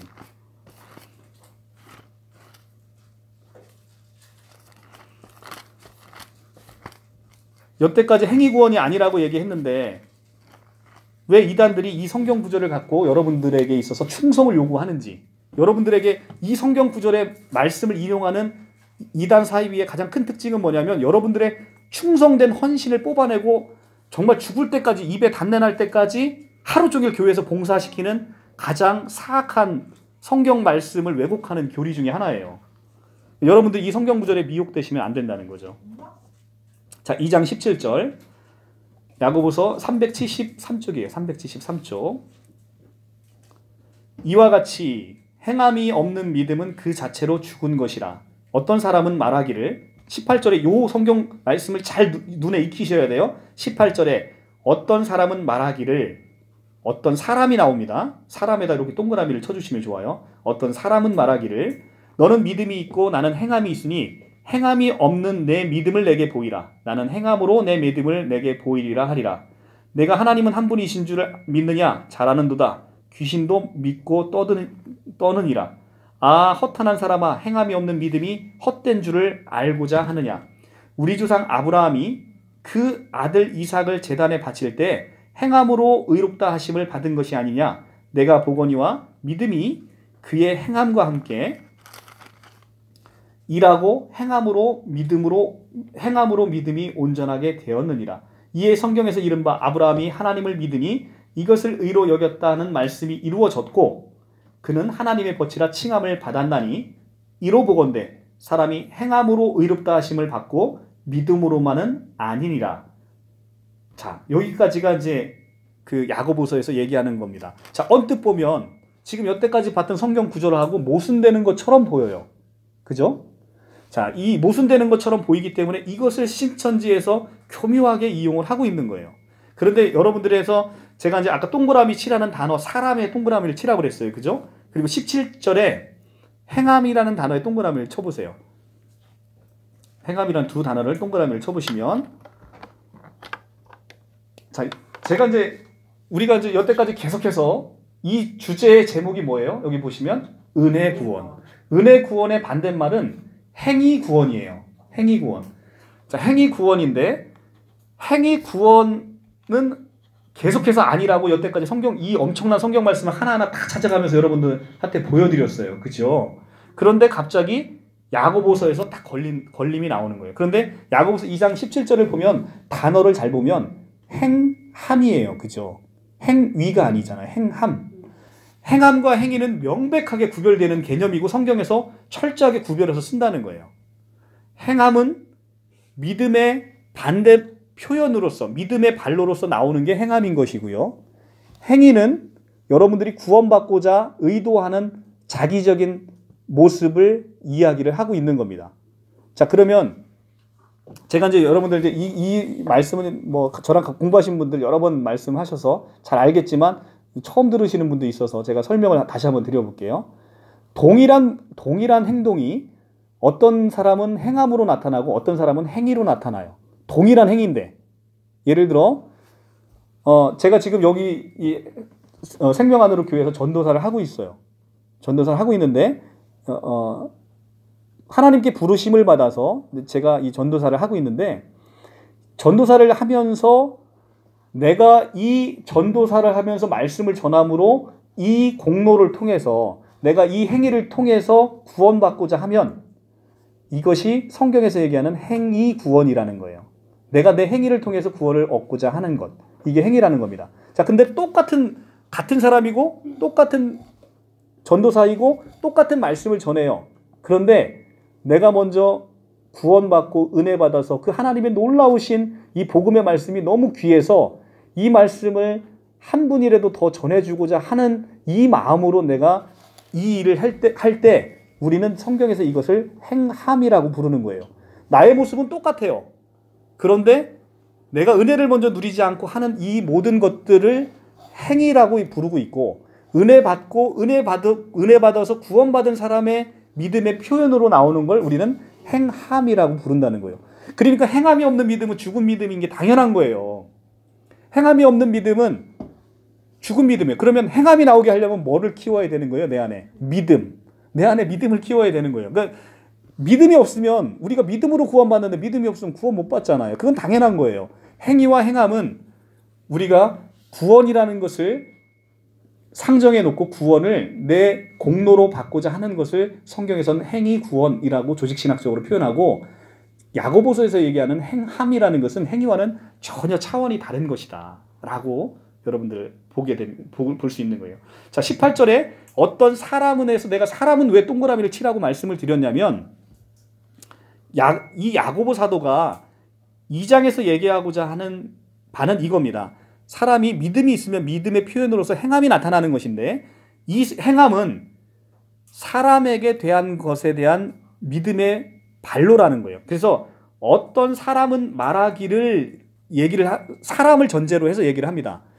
하나님은 전지전능하신 분이에요. 사무엘상 16장 7절에 가면 하나님은 마음의 중심을 보신다는 거예요.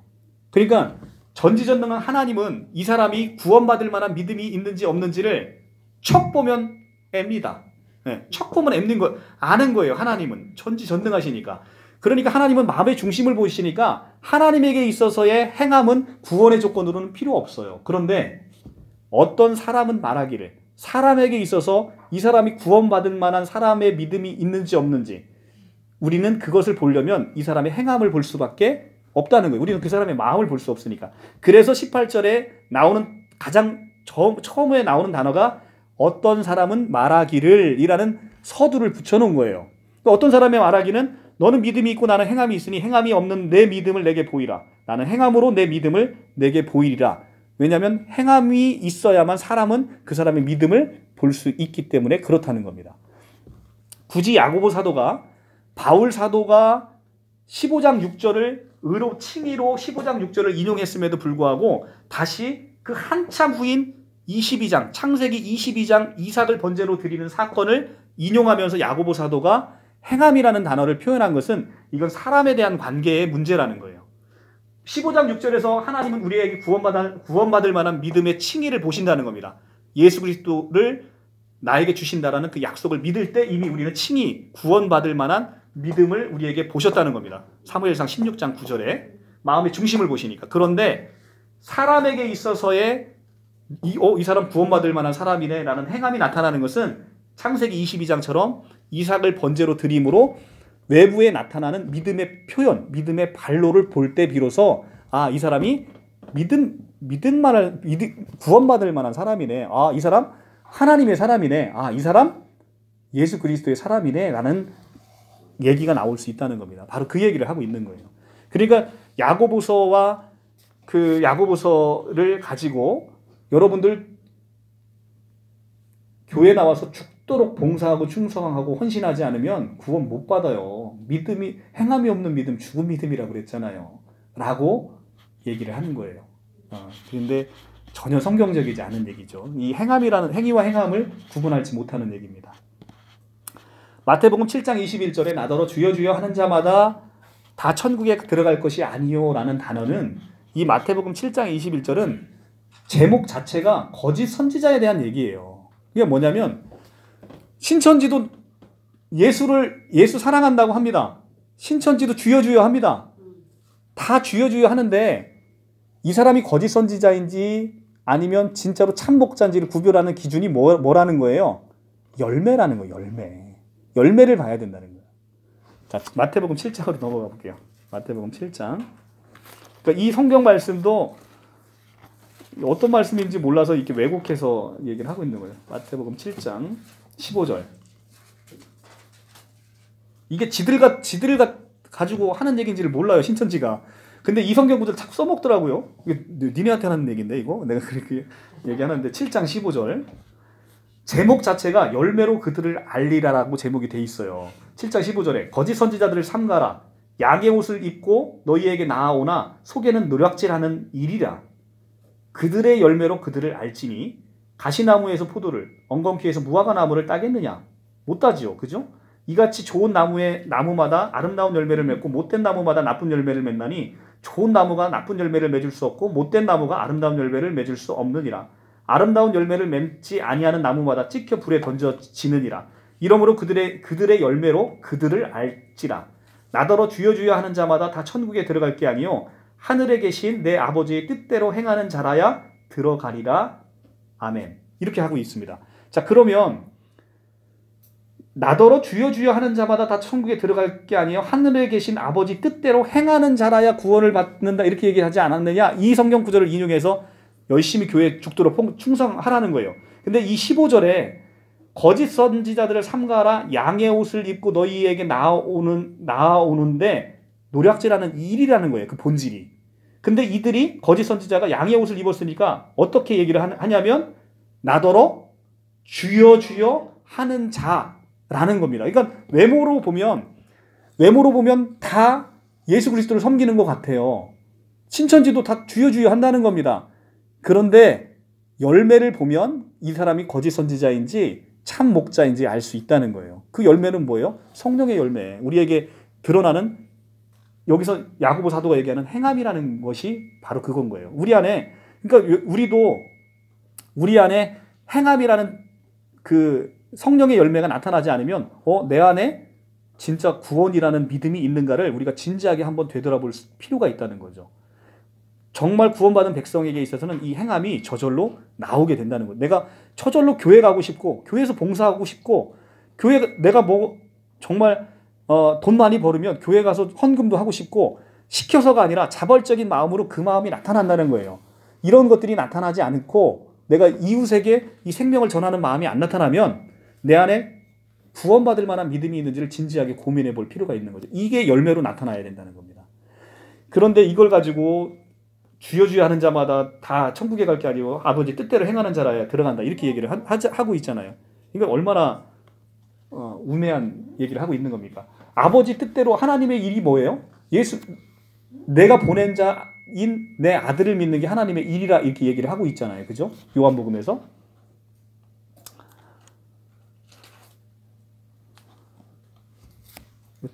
대답이 없죠. 요한복음에서 처음 봐요. 요한복음 어디 나오죠? 요한복음에서 요한복음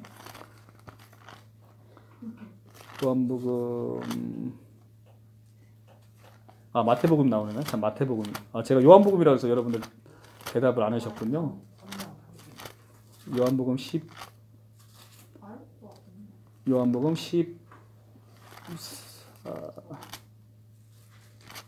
9장이죠. 참. 아니, 마태복음이죠. 마태복음 9장. 아닌데. 어디죠?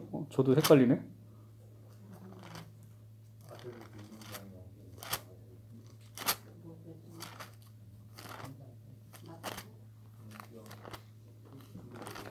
아이고. 아니, 여기 바로 여기 바로 제가 써놨는데. 6장이에요. 6장. 네, 요한복음 6장 29절. 하나님께서 보내신 일을 믿는 것이 하나님의 일이다, 이 얘기를 하잖아요. 요한복음 6장 29절에 우리가 이제 하나님의 일이 무엇입니까? 라고, 그러니까 주여 주여 하는 자마다 다 천국에 들어갈 것이 아니요 아버지의 뜻대로 행하는 자라야 천국에 들어간다 할 때 아버지의 뜻이라는 게 도대체 뭐예요? 아버지의 뜻이라는 것은 나를 보내신 일을 믿는 것이 아버지의 일이고 아버지의 뜻인 거예요. 예, 그래서 요한복음 6장 29절에 나를 보내신 이를 믿는 것, 나를 보내신 일을 믿는 것, 그것이 바로 하나님의 일이다라고 얘기를 합니다. 자, 그래서 이제 행위와 행함에 대한 구분을 여러분에게 말씀드렸고, 누가복음 10장 25절은 아까 이제 오늘 예배 시간 첫 시간에 여러분들에게 예수 그리스도와의 놀라운 연합, 선한 사마리아인으로 찾아오신 예수 그리스도가 강도 만난 우리와 연합돼서 그 연합된 그 상태에서 예수 그리스도로 인해서 우리가 이웃을 섬길 때 내가 내 몸과 마음을 다 이룰 수 있다라고 얘기합니다. 그래서 오늘 이사야 56장 6절까지 여러분들에게 말씀드렸어요. 그죠? 여호와와 연합되면 우리가 내 마음과 내가 목숨과 뜻과 정성을 다해서 너희 하나님과 너희 이웃을 사랑할 수 있는 힘이 비로소 생긴다는 거예요. 그것이 선한 사마리아인 비유에서 나타나는 것이고요. 자, 신명기 30장 11절로 가겠습니다. 신명기 30장 11절.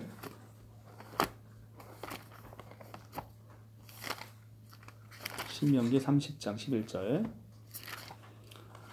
이 새 언약은 그래서 여호와께서 다 하시는 언약이기 때문에 너무너무나 놀라운 언약인 거예요. 그래서 이제 신명기에서 이거를 얘기를 합니다. 신명기 30장 9절에 310조. 310조.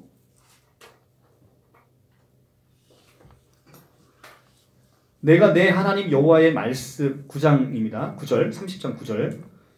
내가 내 하나님 여호와의 말씀을 청종하여 이 율법책에 기록된 그의 명령과 규례를 지키고 내 마음을 다하며 뜻을 다하여 여호와 내 하나님께 돌아오면 내 하나님 여호와께서 내 손으로 하는 모든 일과 내 몸의 소생과 내 가축의 새끼와 내 토지 소산을 많게 하시고 내게 복을 주시되 곧 여호와께서 내 조상들을 기뻐하신 것과 같이 너를 다시 기뻐하사 내게 복을 주시리라.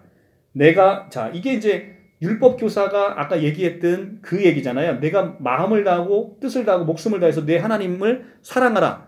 그러면 내 하나님께 돌아오면 내가 이렇게 해주겠다라는 옛 언약을 얘기하고 있잖아요. 근데 바로 얘기하면서 다시 새 언약으로 내려오는데 30장 11절에 가면 내가 오늘 내게 명령한 이 명령은 내게 어려운 것도 아니요 먼 것도 아니라. 아니 아까 여기서 목숨을 다하고 뜻을 다하고 정성을 다하고 이 4번 나오는 이 다자라는 단어가 헬라어 단어 홀로스라고 해서 완벽한 충성을 요구하는데 11절에서 뭐라고 얘기하냐면 이 명령이 내게 어려운 것도 아니요 먼 것도 아니고 되게 쉽답니다. 굉장히 쉽대요. 이게 하나님이 진짜 너무 제정신이 아닌가. 이게 어렵지 않다는 거예요. 근데 그 이유가 쭉 나옵니다. 하늘에 있는 것이 아니니 내가 이르기를 누가 우리를 위하여 하늘에 올라가 그의 명령을 우리에게 가지고 와서 우리에게 들려 행하게 하랴 할 것이 아니요 이것이 바다의 밖에 있는 것이 아니니 내가 이르기를 누가 우리를 위하여 바다를 건너가서 그 명령을 우리에게 가지고 와서 우리들에게 들려 행하게 하랴 할 것도 아니니라. 그러니까 이게 무슨 말이냐면 이 명령을 이루는 것이 하늘에 있는 게 아니기 때문에 하늘에 올라가서 누가 이 명령을 우리에게 가지고 와서 우리에게 들려 행하게 하랴. 그러니까 행하는 주체는 하늘에 있는 그것인데 이게 하늘에 있지 않다는 거예요. 이게 행하는 주체가 바다 밖에 있지 않다는 거예요. 근데 이 주체가 비로소 우리에게 들려 행하게 만든다는데 이 주체가 하늘에 있는 것도 아니고 바다 밖에 있는 것도 아니래요. 그럼 어디 있냐는 거예요? 14절에 오직 그 말씀이 내게 매우 가까워서 내 입에 있고 내 마음에 있은즉 내가 이를 할 수 있느니라. 이렇게 얘기를 합니다. 그러니까 이게 무슨 얘기냐면 예수 그리스도는 하늘에 계셨던 분이에요. 그죠? 정말 보이지 않는 그곳에 계시는데 하늘 보좌 영광 버리시고 성육신에서 이 땅 가운데 오셨어요. 그분이 오셔서 그분이 말씀이 육신이 되어 우리 가운데 와서 오직 말씀이 내게 가까우며 말씀이 내게 가까운데 이 말씀이 누구예요? 로고스. 성자 예수님.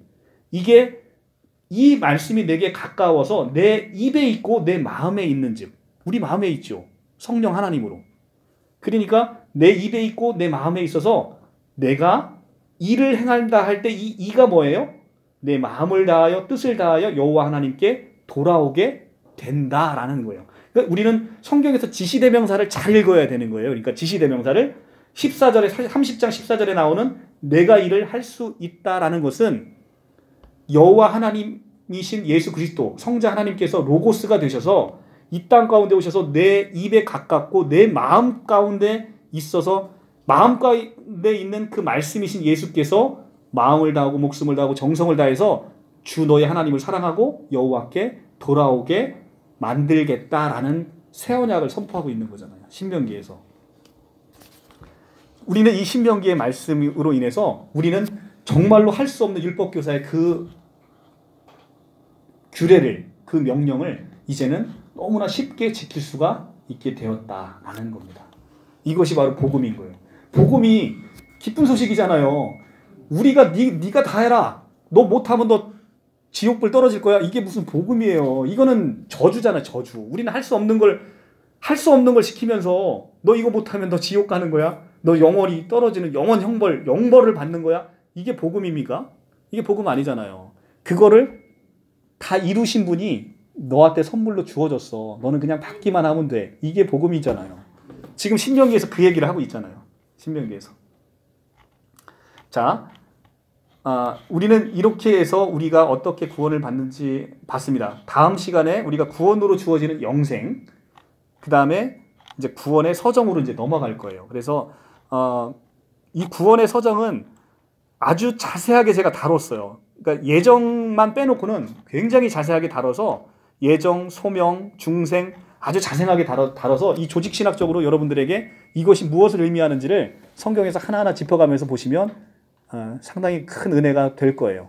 그래서 오늘은 은혜 구원, 우리에게 구원은 우리의 행위에 있지 않고 오직 모든 것을 다 이루신 그리스도에 의해서 선물로 주어지는 것이다. 그렇기 때문에 우리가 주여 주여 하는 자마다 다 천국에 들어갈 게 아니오 라는 이런 성경 구절이나 행함이 없는 믿음은 죽은 믿음이라고 해서 그냥 이 교회라는 것도 의미가, 교회 공동체는 그냥 우리가 교회잖아요. 이건 예배당에 불과한 거예요. 예배당. 근데 예배당을 교회라고 생각하고 우리 교회 아니면 구원이 없다라고 그렇게 가르치거나 아니면 교회 와서 죽도록 충성하지 않으면 구원이 없다라고 가르치는 이런 것들은 상당히 복음에서 멀어져 있고 여러분들의 살과 피와 고름을 빨아먹는 아주 반성경적이고 반그리스도적인 그런 가르침이 아닐 수가 없습니다. 여러분들 하여튼 정신 바짝 차리셔서 사악한 곳에 미혹되지 않고 바른 복음으로 이 복음을 전해 듣고 여러분들 소중한 가족들에게 이 바른 복음으로 전해줬으면 좋겠습니다. 기도하고 마치도록 하겠습니다.